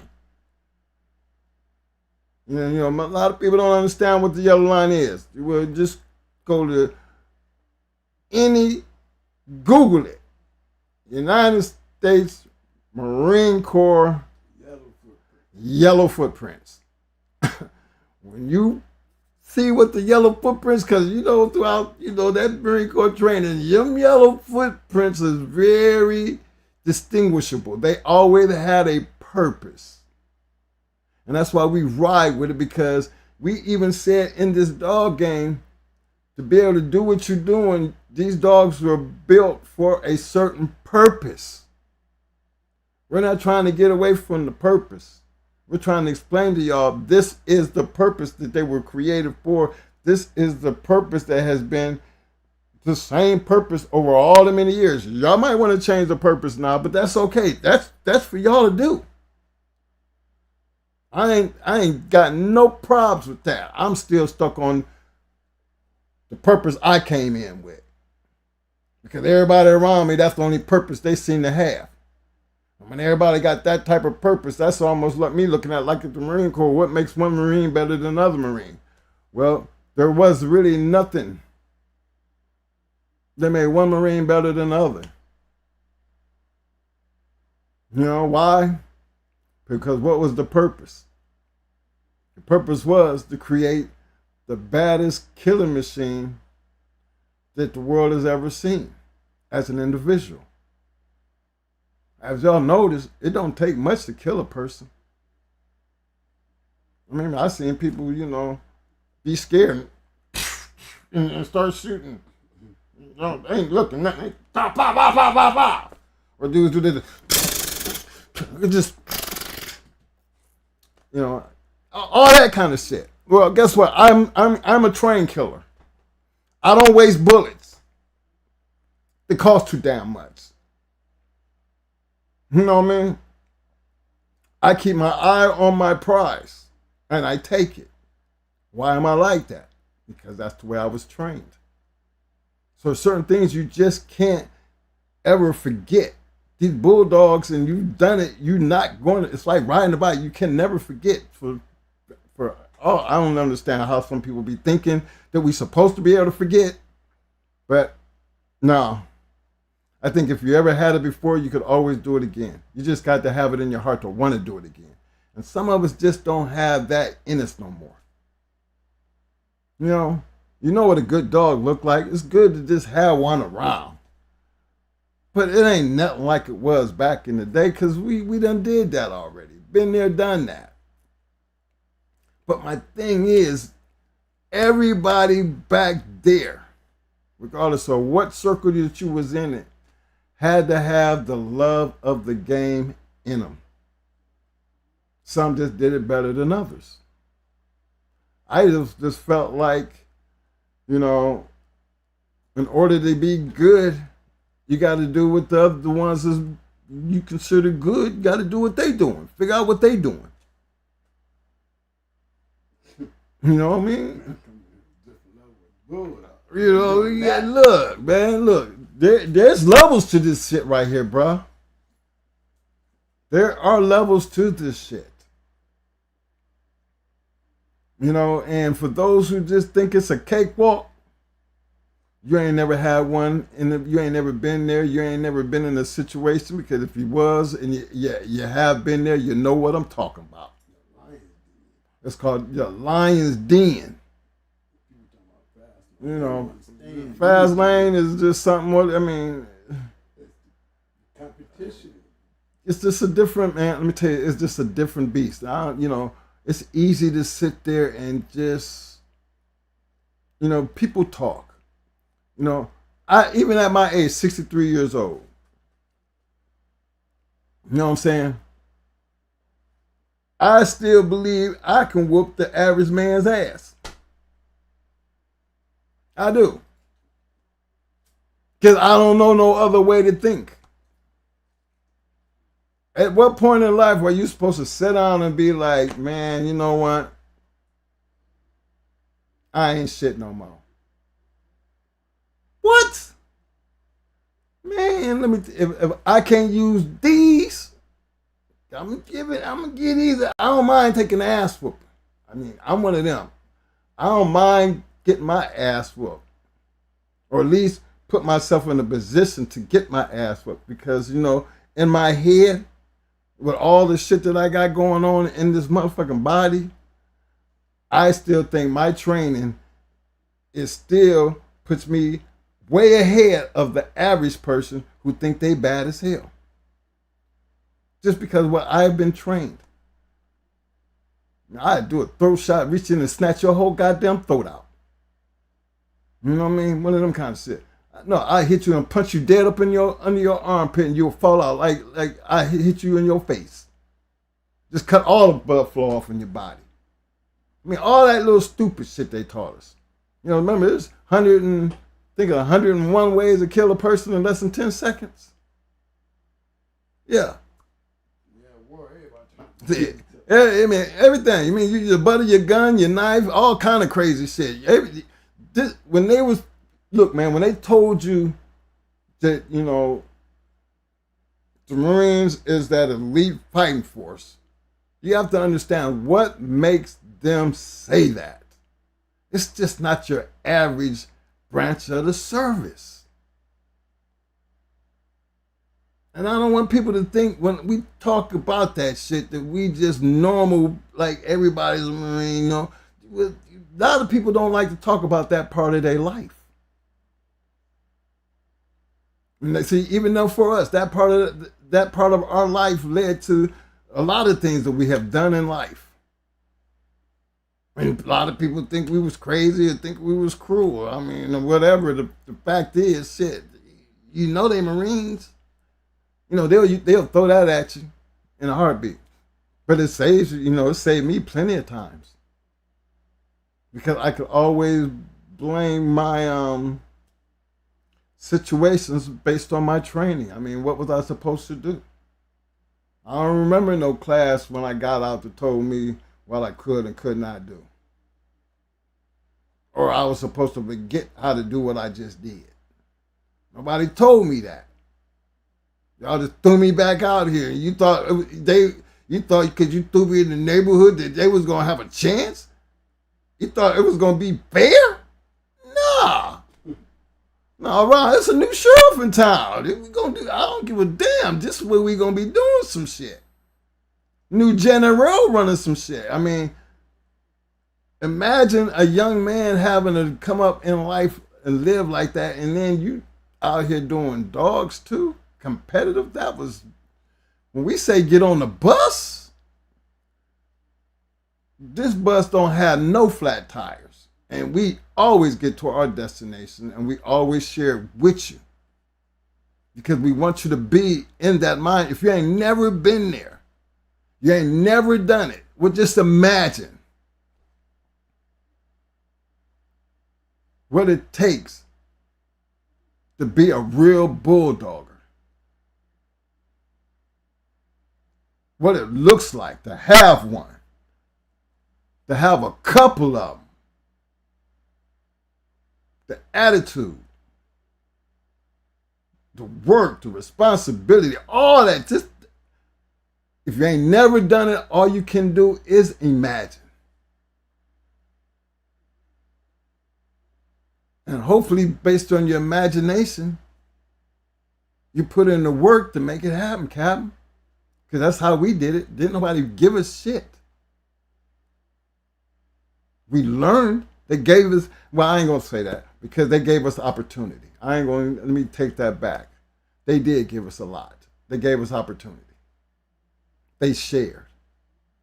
Where everybody really kicked the community and fraternity, in the ground, I'm a back off of that.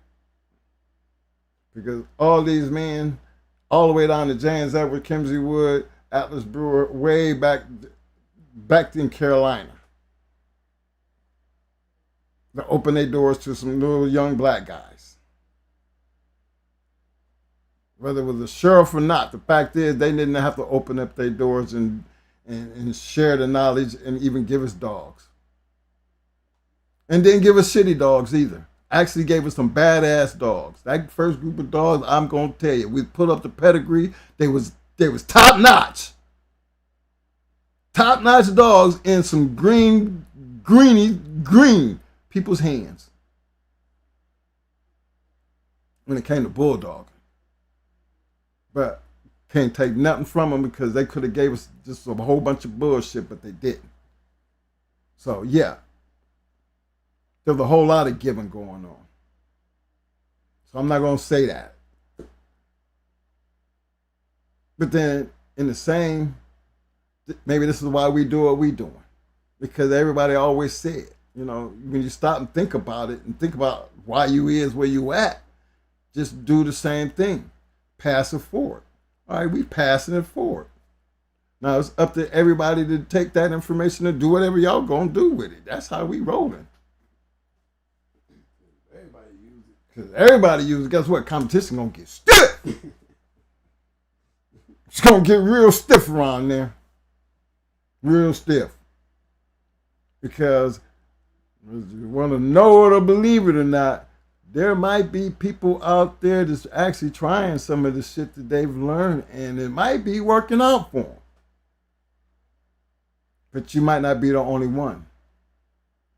And in the game we come from, it don't even matter, because on any given Sunday, it's just a part of the game. But for right now, understand this, gentlemen. Styles do make great fights. What's the best advantage to take advantage of anybody's style? If I got a left hand and I got a hell of a knockout being a left-hander, you know what I'm saying? Oh yeah, I'm gonna be boxing right-handed. I'm trying to hide the fact that I'm a power punching left-handed until you look up and realize you done got used to me, you know, leading with that left and then trying to hit you with, but thinking that my power shot is my right, and guess what? No, the power shot been this left because you didn't see that overhand, thinking it was coming from the right, but look, straight down the pike. But taking advantage of things that people don't do on the norm is why a lot of these guys was winning. I mean, I done seen them, you know, some of them was doing this, shooting dogs up right before the, I mean, we right there to get this goddamn Washington, but you shooting some shit. What the hell? Never understood a lot of things that people did, but they had their reasoning, fellas. And if it worked for them, who was I to be knocking anything that people did? But they're not up here telling you their stories. So that's why we share these stories, simply because we're only going to tell you what we did and what the people around us was doing. Because where the hell else do we get it from? And it's to be easy for you to understand. Styles, traits, conditioning always led to a very successful competition campaign. You know, we dealt with Kennels. We always dealt with a fast pace. What style do we have? Again, we had so many different bloodlines. We had everything from chest dogs, the leg dogs, the face dogs, the head dogs, the back end dogs. We just, in the end, we wound up with just a whole bunch of back end dogs. Maybe that had a lot to do with our our breeding program. But if I had to say which ones that I like better, I'm gonna tell you, I love them back end dogs. Especially this one right here. You know what made this dog? Before he died, he was only a 2-time winner. But you know why that dog was so popular? Because they was really trying to stop that dog. And he blew through everything he'd been on with the greatest of ease.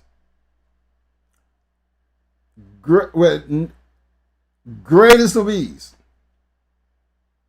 That's why we kind of like, you know, we put him on that pedestal. Brat, another one. You know, even Mama. I give Mama a lot of credit because, you know, don't nobody really talk about Mama. You know, maybe because I love Mama. Mama was, that was my dog. You know what I mean? Man, it was people that would come and be like, swear them down. They done went and bought this $10,000 from Crenshaw. Now you want to think you're gonna bring that piece of shit over here? Mama retired. Oh, but you want to see what you got? All right, bring it over here. Don't call mine. Mo. Hold on, I'm coming. No, you bring it on over. You bring that shit over here. Cause see, for me, I love when people did that. I always, I kept shit on my yard, so I usually kept that type of shit. The retirees. But Mama was my perfect retiree because I never hesitated to go get her quick. And you spent how much? You want to put it on who? Okay, but look here. Here's the situation. You done came over here now. Don't be mad. And Mama do what she do. And the first thing I be wanting, all right, stop it. No, don't. Just sit down and let this play itself out. Cause I think that $10,000 piece of shit gonna quit. Give me 5 more minutes. Just sit down. Give me 5 more minutes. I think she gonna sit down. And they sit down. I mean, that was that time period back there, man, that it was, it was worthy of having a yard full of dogs because at any given moment, we could go grab something off the chain. We really thought you had it. We weren't even into that OTC, that off the chain shit. Nah, we would actually beat your shit up for free. We clear out your whole yard. It ain't gonna cost you nothing. But we will go through your whole entire yard. I mean, if that's the best you got, then you need to get rid of that shit. That was something that we used to do on a reg. But it gave us a chance to, see our shit against other people. Regardless of what they had. Hey, what was that one the Bush had that went in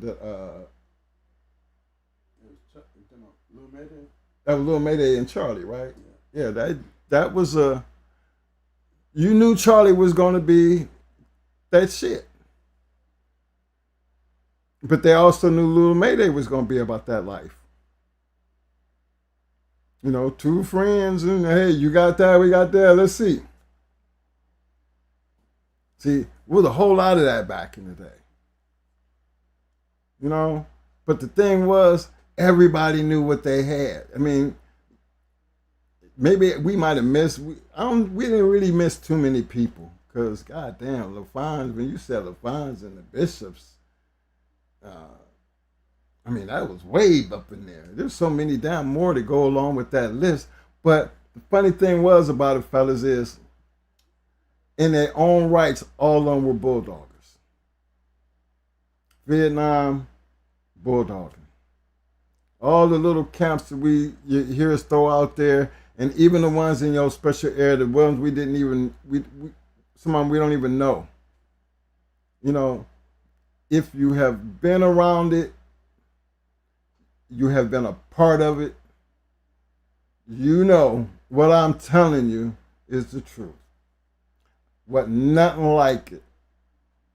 When if you was deep into this game, the way a lot of us were. So, understanding that. Small things like styles and traits and conditioning might not mean much to people who've never done it.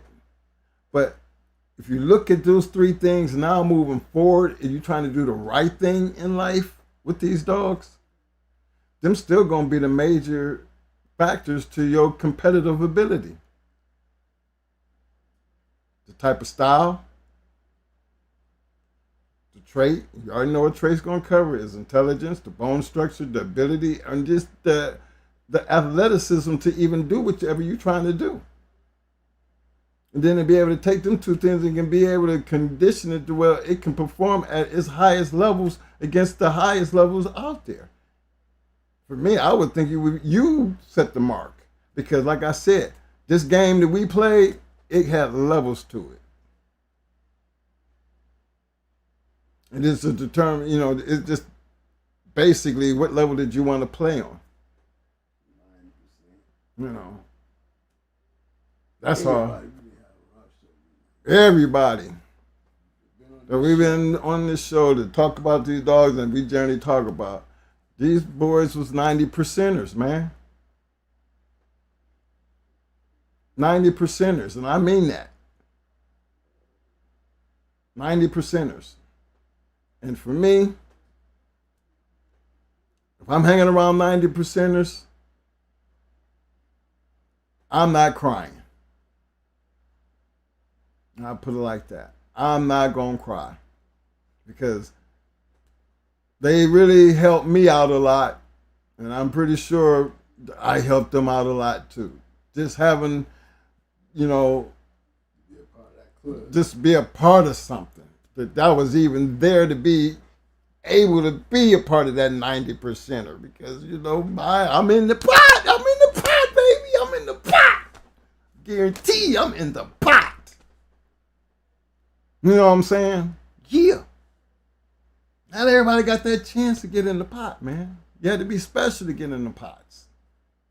When you're dealing with 90%ers, man, you got to respect the game for what the game is. Without the fraternity part and the community part, this game would have never been as successful as it was over the many years. And because of the things that was created way before we got here, and the game really ain't changed much. As much as the government want to do what they do, and hell, weed used to be illegal. Now I think everybody's smoking. You know what I'm saying? I think liquor used to be illegal, and I think everybody drinking now. They might not never accept Bulldogger, but they accepted the UFC. It used to be underground. Backyards. So who's to say? You know what I mean? But as far as the game is concerned, it has survived and it will always survive. And I'm a true believer in the only way we ever talk about it is if you're worthy of being talked about. Because that's what made it through history. That's what history was made of. Because what these dogs did in their past. And anything moving forward, it was always going to be about the dog. So, y'all help me out here. I wasn't trying to be here all night. I know Mo ain't trying to get on here. I'm riding out with you tonight. Mo's going to ride out with me tonight. But while I'm on here, let me go ahead and shout out my peoples. Because I see a whole lot of my peoples fall up in here. I see Cool Bean up in here. I see Marcel Shepard. Marcel, you funny, man. You funny, man. But you're my man. You are my man. Bulldogging. Keep bulldogging, fam. Keep doing what you're doing. Let me see. Let me get around. I got to get my shout outs, man. I don't know where I left off, but I see some of my peeps in here, and I'm not going to let y'all hang. Okay, where I'm going to start at right here. Big Doe! Big Doe! 313 in the house! What up, fam? Y'all know what's up. Let me see who else I got here. My man, Mr. Bob Johnson in the house. What up, fam? Dun! I see you, fam. My man, Mr. Derek Lockett in the house. What up, fam? Yo, my man, Mr. Lee Marshall's in the house. What up, fam? Let me see. Wild Mongoose Kennels in the house. What's up, fam? I already gave him a shout out. My man, Marcel Shep. You funny, man, but what up, fam?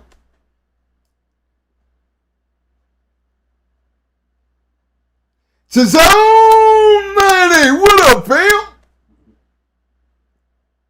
Kalina Gold Kennels in the house, what up, fam?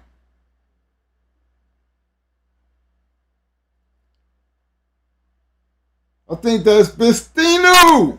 Bulldog, What up, fam?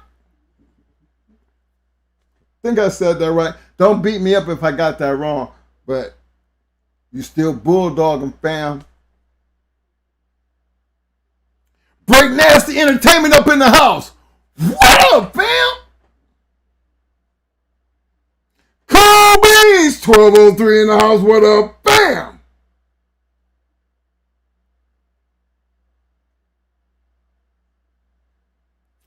My man Insane Honey Badger said, Cool Bean. So who's the real MF with Michael Myers? Somebody got a question? I'd love to know that answer. Big shout out to Yo, my mans and them. Styles. Kennels in the house. What up, fam? My man, Mike Jones in the house. What up, fam? Yo, my man, Lil Rock. Legends of Boxing in the house. What up, Lil Rock? Hey, like I said, y'all, Lil Rock, big shout out to the man. He ain't never did us wrong. Always giving up a helping hand. And he keeps on giving and don't ask for shit in return. That's a bulldogger. Much love to you, Lil Rock. You know I tell you that all the time. When we talk all the time. But fam, you never fail to amaze me. Appreciate you. I appreciate you just being who you are, man. Somebody that we know. Keep doing what you're doing, fam. Y'all don't know nothing about that, but for those who get a chance to understand and know what it is to have a good man in your corner, if you ain't never had one, hit up Lil Rock. Because one thing he always gonna judge you for who you are and not what other people might say you are. He's just a really all-around good person. That's all I'm gonna put that out there like that. So trust when I tell you, he know his boxing and he also know these dogs. Glad he loved me. Yeah, I thought it, man, I'm glad you love me, man. For real. Twin, let me get Twin on the phone. Yeah, keep getting me on the phone, man. Love it. Big shout out to Coochie Boy. J Kush Boy. I think that's what it is. J Kush. I ain't trying to beat you up on that, man. But I see you, fam. Appreciate you showing up and hanging out in the Shark Tank. So I know you've been there before. That's because you got that blue. I just don't want to be beating up your name. But you can always hit me up. You know, put the J with the Kush. And I think that Boyle, J Kush Boyle, I think I got you though. But welcome to the Shark Tank, fam. Let's see. I think I got everybody. Hold on. Let me see. Mike Jones. Milltown Kennels in the house. What up, fam? Hardhead Rio. What up, fam? These names, man. Hardhead Rio. What is that, man? Sporting Dog Archives. I see you, fam. What up, fam? My man, Mr. Hemi James in the house. What up, fam? Hey, y'all, look. Remember what? Comments, no questions. See what I'm saying? Oh, they might be saying a whole lot in the chat, though. You know, they don't ever put me down or nothing. You know, I just can't read the, you know, maybe if we, you know, you got this computer right here, right? If you really wanted to sit here and see and participate in the chat and deal with it as they making their comments, you can do that. But remember how you got away from doing that. And you know why you got away from doing that. Okay. They're not as bad as they used to. The trolls don't hang around as much no more. But they, you know, I've missed some good questions because I don't be watching the chat like that either. But yeah, fellas, we're trying to get more involved into the chat thing. You know what I'm saying? Remember, it was a reason why I got away from dealing with the Shark Tank, because that's why everybody got that blue out there and them bulldoggers out there. So they was basically taking care of the trolls. But then, you know, it seemed like we losing communication with our own damn chat, you know, our own Shark Tank. You know, the trolls don't come by no more. So the sharks is just, they in a frenzy because they ain't eating shit. You know what I mean? And I need to always feel, feed my Shark Tank. So if there's anything that we could do better, like even, I used to have a phone number, but nobody would call. So I started putting my phone number out there. But then people still call me. So I'm pretty sure they're going back on the show and they get the phone number and they say, hey, twin, yeah, the damn number, yeah, it really worked. Yeah, it really worked, man. But yeah, we open books. We always tell y'all that. We are not hard to find, and yet we do answer our phones. You know what I'm saying? But is there anything that we could do to help y'all and make this thing better for y'all? Always leave an email, call us, something in the comment. Me personally, I watch what goes on into the Shark Tank. I watch a lot of comments. I read a lot of comments. Some things I be meaning to speak on, but some things, I watch to see how it plays out because, there's a whole lot of knowledgeable people out there in that Shark Tank. And I don't be wanting to put people, there's some people that I know about that life, and then there's some people that I'd be wondering, do you know who that person is? Because I don't know you, but I know that person. And that person right there, they're about that life, But again, that's Shark Tank business, and I leave Shark Tank business right where it is. Like I said, another big shout out to my man, Mr. Courtney Edwards. When you write things, you bring a lot of knowledge and a great perspective. And I think I met you, Courtney, at the cookout, the pig picking. And I'm glad I met you and your wife. So now every time I read something that you put out there, I'm glad to say I know you.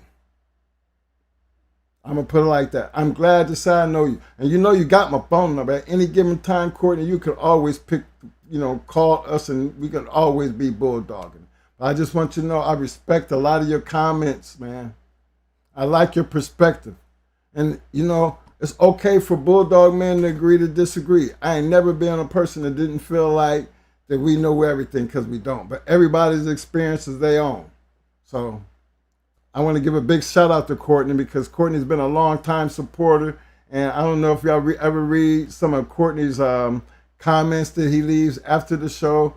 But I really think that it brings a lot of perspective to the show. And it's basically based off the topic that we have for that day. And I wish we had more people like that. Because that's what this game is actually all about. This is just the free section. Remember, we don't have memberships. Will we get more activity if we have people paying? I don't know. But I say that to say this. As long as you keep showing up and showing out, we're going to keep showing up and doing what we do because I really did actually just get off. I just beat in here. I really, Molly didn't want to do it because he said, man, how you just getting off of that thing and you going in there doing that? I said, because you know what? I don't know, but I feel like there's somebody out there waiting. And no shit. I come in here, I put the damn thing, just threw something together right quick, and then I had two of my people in their way already. As soon as it went up, they was in there waiting. And you think I'm gonna let them people down? That's why I don't do that. I'm not gonna do that. I can't remember who the hell it was. Melee was one of them. I know that. Melee was one. And I think it might have been Lockett. I just can't remember, but I know Melee was one. But see, that's one of the reasons why I give it down what happened. We're gonna make it here and we're gonna do something or we're gonna say something. Because even like tonight, I can't sit here and tell you about all the styles. There's so many different styles to these damn bulldogs, but we all know everybody like a chest dog. Some people, no, not everybody. Some people like a chest dog. Nobody wants a head dog. But, I done seen some head-sucking, ear-sucking dogs that will whoop your ass to the soul side of your face off. Robert T was one. Judo was one. When all four Judo's feet hit the ground, by the time his 4 feet hit the ground, you was already done. And he was a head riding, wall dancing specialist. So I guess it's different strokes for different folks. You know, we've had the chest, legs, and all. We've had them all. We've had the Boscos. We've had the mechanics. We've had the list goes on and on and on. Y'all already see some of all the shit that we caught up in, man. The thing is, styles make great fights, but styles is just a part of the game. That's all. Whatever the styles your dog has does not, regardless if it's a chest dog or a head dog, that's just one of the things you need to be successful. That's all. But three of the things that I was trying to talk about tonight, I wasn't trying to get in detail about them, but we all know what styles is when it comes down to this game. We all know what traits are involved when it comes down to this game. And we all do truly understand that conditioning is the biggest part of this game. But between them three things, if you was to master those three things right there, you might run through a lot of dogs before you get the right one. But if you master them three things right there, it's not going to be hard for you to find it.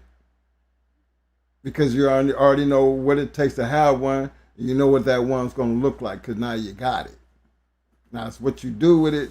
That's where the conditioning part comes in. What you going to do with it. Now you're a two-time winner, girl. It's got to be a champ. Yeah. You're gonna be four-time winner waiting to be a grand champion.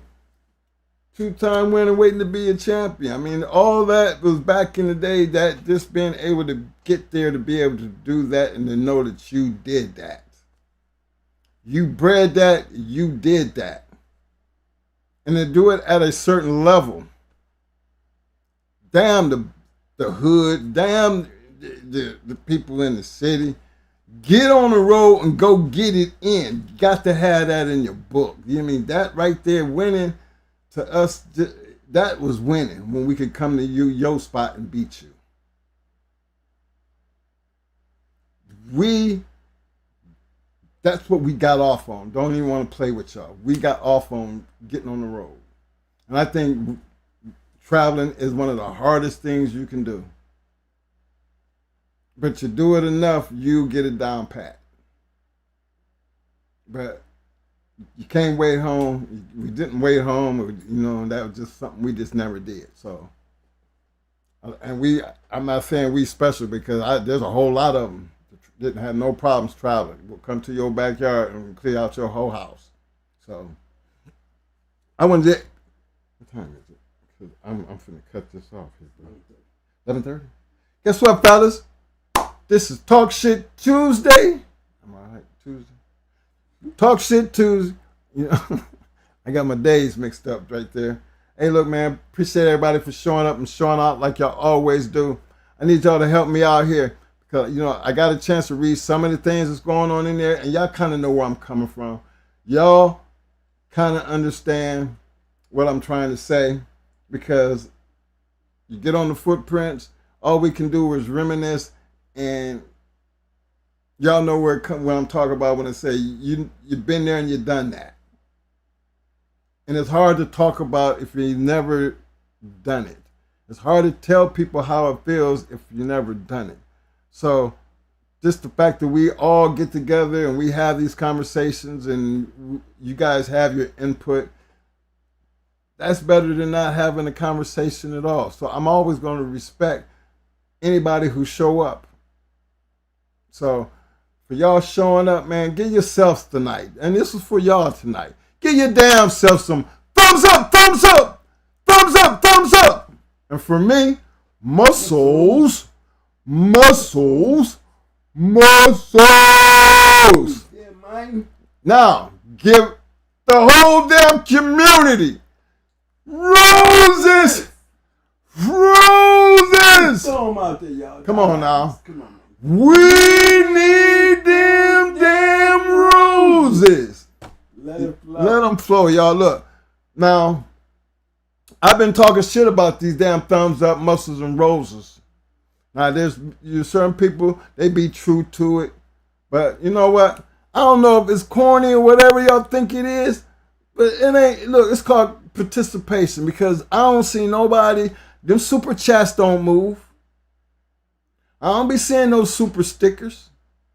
And the last time I'm checking, I know I'm still talking to grown ass people. You know?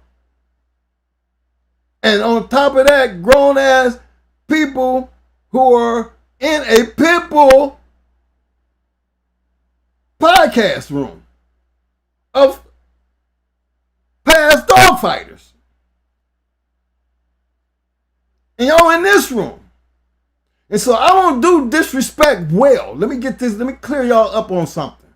I don't deal with, look man, I don't deal with disrespectful shit. Remember, I'm not that one, I'm gonna call you on your shit. Because I think it's very disrespectful to come by, sit in, act like you're part of the crew, you know, and then you be one of them to walk out with 6 plates from the cookout, carry outs. You ain't bring a damn plate in, but you walking out with 6 plates. See, I think that's them the kind of disrespectful people I'm talking about. Y'all know where I'm coming from. Can't do simple things. I can't, I don't ask nobody to do super chats. People who do anything, super chats, cash apps, they do that from the bottom of they find something in their heart that makes them do that. And I have all the respect in the world for people who do shit like that because I put myself in their shoes. Something I had to hear. I went and took the time, did the little transaction, put my little comment there. That took a lot for somebody to do that. I think it takes a lot when my customer sits down and write a review on my company. Because that's something else. Everybody be like, you know, reviews gonna boost your company. I don't ask people for reviews. At my own business, I don't ask people for reviews. If they want to write a review, then they will go over there and write that damn review. But it's something I don't ask for. But I get reviews. So I'm going to appreciate people who do shit like that.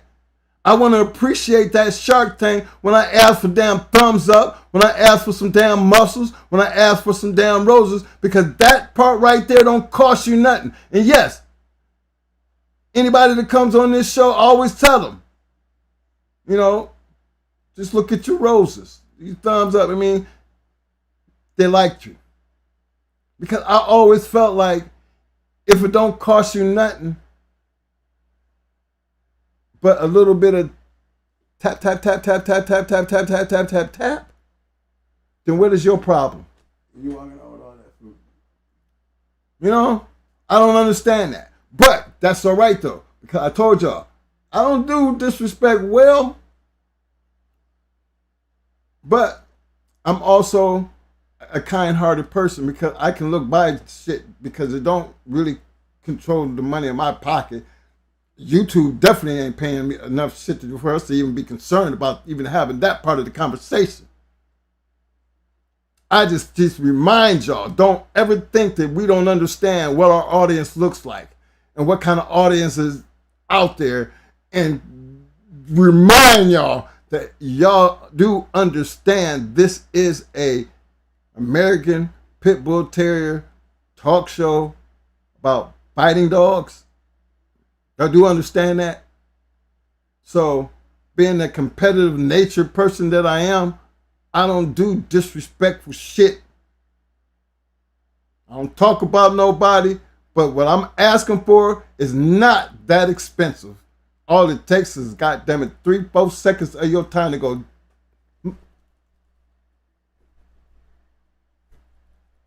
That's it. That, to me, is appreciation. Lack of appreciation will be one of the reasons why I work so hard to get here that the next time I might not work so hard to do. And I know that's by my choice anyway. And that's the great thing about this, y'all. Nobody makes us have to do this. We do this because we want to do this. And it ain't for the money.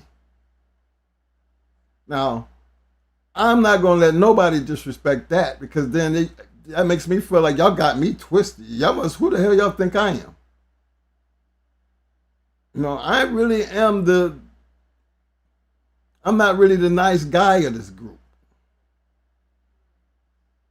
I put shit together and I run in here and I keep Mo all strong and shit, but let me tell you something, man. I know I can flip the switch and turn this shit right off. Just all I got to do is, you tired of doing this shit, Mo? I can work that goddamn quick. And that switch will be flipped without even having to explain why, when, or where. But we ain't never been them type of people anyway. So I'm not looking for a reason to be nasty. I'm just trying to let y'all know I feel disrespected when I can't get thumbs up, roses, and muscles. Because you ain't giving me shit else. Participate. Or why show up? That's where I'm at. I ain't trying to hurt nobody's feelings, but I mean, what's wrong with showing a little love? I mean, this is, you know, it's our house. It's like you're walking in the door and don't even hit the damn like button. If you ever walked in my house and didn't speak to me, trust me. I see somebody walk in my house and see me and don't speak to me, I'm going to stop them right where they stood. I'm going to stand them right there. Did you sleep in here last night? Why you say that, twin? Because you just came right in here, walked right by me, and didn't even speak. Damn, man, you was over there talking. Hold on. Then tell you what, if that's what it is, there go the dough. I'm going to give you another chance to get it right. Because I believe, and I got the, you know, I grew up in a household and my parents did not play. And that was just part of this life, y'all. You don't never walk up in nobody's house and not speak. And if you don't know them, introduce yourself. We have been in this new society where don't nobody give a fuck, because the only reason don't nobody give a fuck because you could turn your head. I'm not that guy. If I open the door for you, I'm looking for a thank you. They don't have to say thank you, but the average person with some good goddamn morals, they will always stop and say, well, thank you. And you know why they say thank you? Because they didn't ask you to open the door. You found it in yourself to open up the damn door. Little things, y'all, will change the world. Don't be one of them curs out here. You ain't even looking at what you're shooting, what you're doing. Or sticking your chest so, whoop the world. Yeah, right. Yeah, okay. Bleed that you want to. I've lived in this world long enough to know what people can and cannot do. What people can be and what they cannot be. We all have that thing called choice in life, but I'm just trying to remind you that this is a pit bull channel. We are, you know, ex-dogs fighters.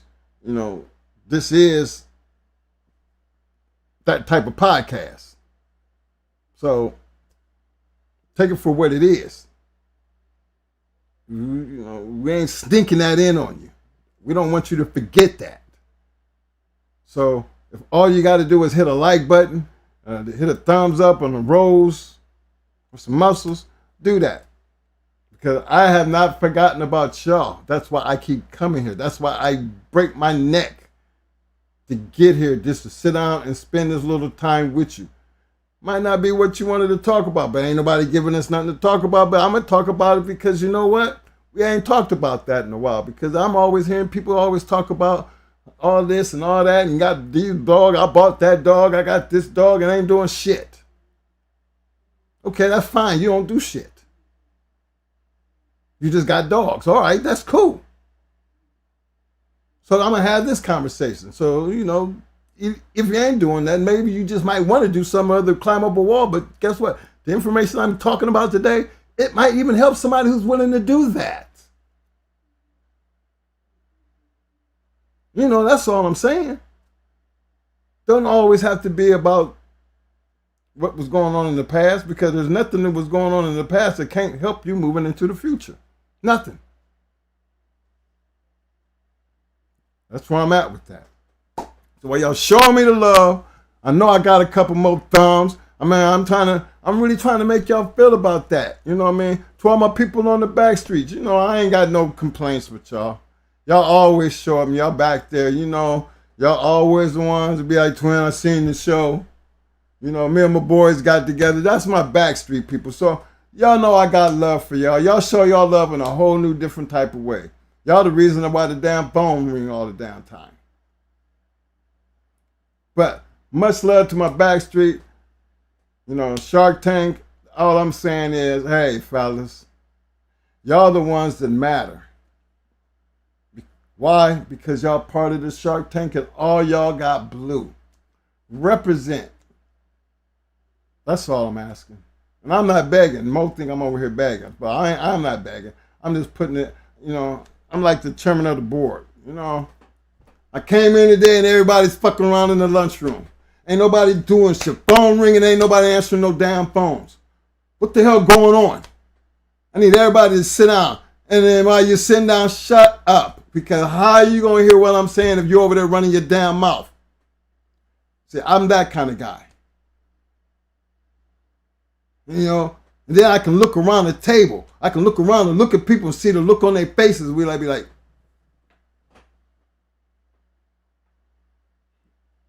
know, some cur ass shit. You know what I'm saying? To me, that's disrespectful ass, phony ass, fake ass shit. Keep it real, because that's what this is all about. Don't talk about it, be about it. Hit the damn like button. Put the muscles up. Get your thumbs up. Send out the damn roses. And you know what, y'all? I will see y'all Friday. Hey, man, I got to kick this thing off right quick, man. All right, you get ready to hit that thing right there. You know, move this button right here. And it's that button right there that says stream has ended. You got it? Yeah. See, yeah, y'all know Mo in the house, right? Mo's right here. He been watching the damn show. See, that's his hand right there. Yeah. Now the thing is, why don't Mo want to get on the screen no more? I'm gonna tell y'all why. Mo's tired of this shit. Mo wants to go out and do videos, and you know, he wants me to do all this other shit. So until then, I'm still breaking my neck trying to get in here just to be disrespected by my own Shark Tank. No.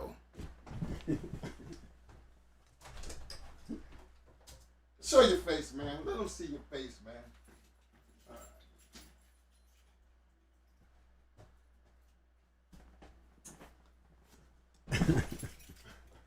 What up, y'all? What up, there? What up, everyone? Hey, what's up, everybody? What's up, little Rod? What's up, big bro? He the only big brother that I know that's younger than me. Hey, what's up, everybody? Yo, don't let him tell you too much. But hey, man, I think you did a good show tonight. No need for me. I think you did pretty good. I was sitting out there hanging out with y'all, you know what I'm saying? I didn't get a chance to read the chats and stuff, but I'll never read the chats. You know? I'm like, all these time, man, you talking, man, ain't nobody asking no questions. And, you know, no comments. Man ain't looking at now. You see what I don't see. You know, you don't see the stuff to react to it. So that's why we got followers. You know what I'm saying? I know there's a lot of good comments, a lot of good questions. Probably some crazy ones you still make it fun. You know, so hey, look, I'll be back Friday. I was here today. You know what I'm saying? Personally, I'm trying to go on vacation. I ain't hit like this one yet. But I'll see you guys Friday. Till then, man, you know what it is.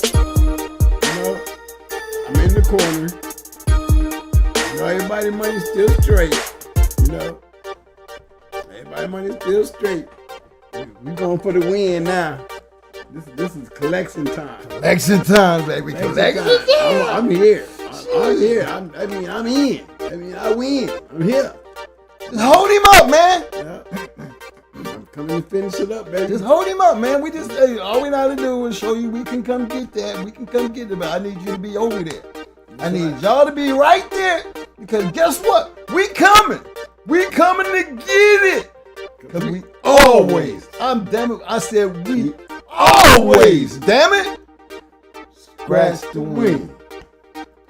Hey, y'all, man. Hey, man, I ain't no cliche shit either, man. That's some real bulldog ass shit, man. For real, man. I mean, for real, on the That's real script. shit. Shit. Don't be tired. like, You just won. That's time to go collect. Look here, I made it today, and I tell you what, I'm telling you, You collect. I'm collecting. I'm gonna go get that. Yeah. Yeah. Shout out to all my people. Hey, man, you know what button to get right, Mo?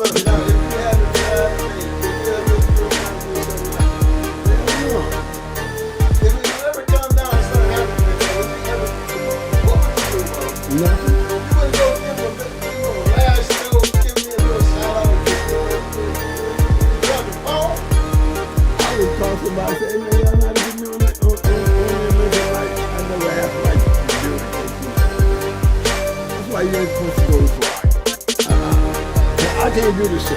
The show be over right here because I can't do this show. I wouldn't know how to load up nothing. Yeah, I just come in here and sit down in the chair. We had to get a dog from this block. I was gonna come down here. Why don't you do that for me then somebody? You need to learn how to do this shit. Well, here's the thing. We ain't never had to do this. Well, you know, you think you're your job now. You might know what you're talking about, but look at you never had to do that, so you know this is your job right here. Your job. You know, I ain't gonna put you in a position where you got the position. Alright? Right? I never did that to you now. You right about that, Hey, get your ass over here and keep scratching and do your job.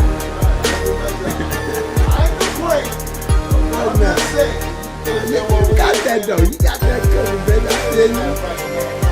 That's the thing. Man, I didn't go ahead and tell everybody, hey, yo. Yeah. I'm calling around. Hey, man, I can't help a man. My man needs me. Alright, y'all, man. Till then, y'all stay safe, man. Peace. Yeah.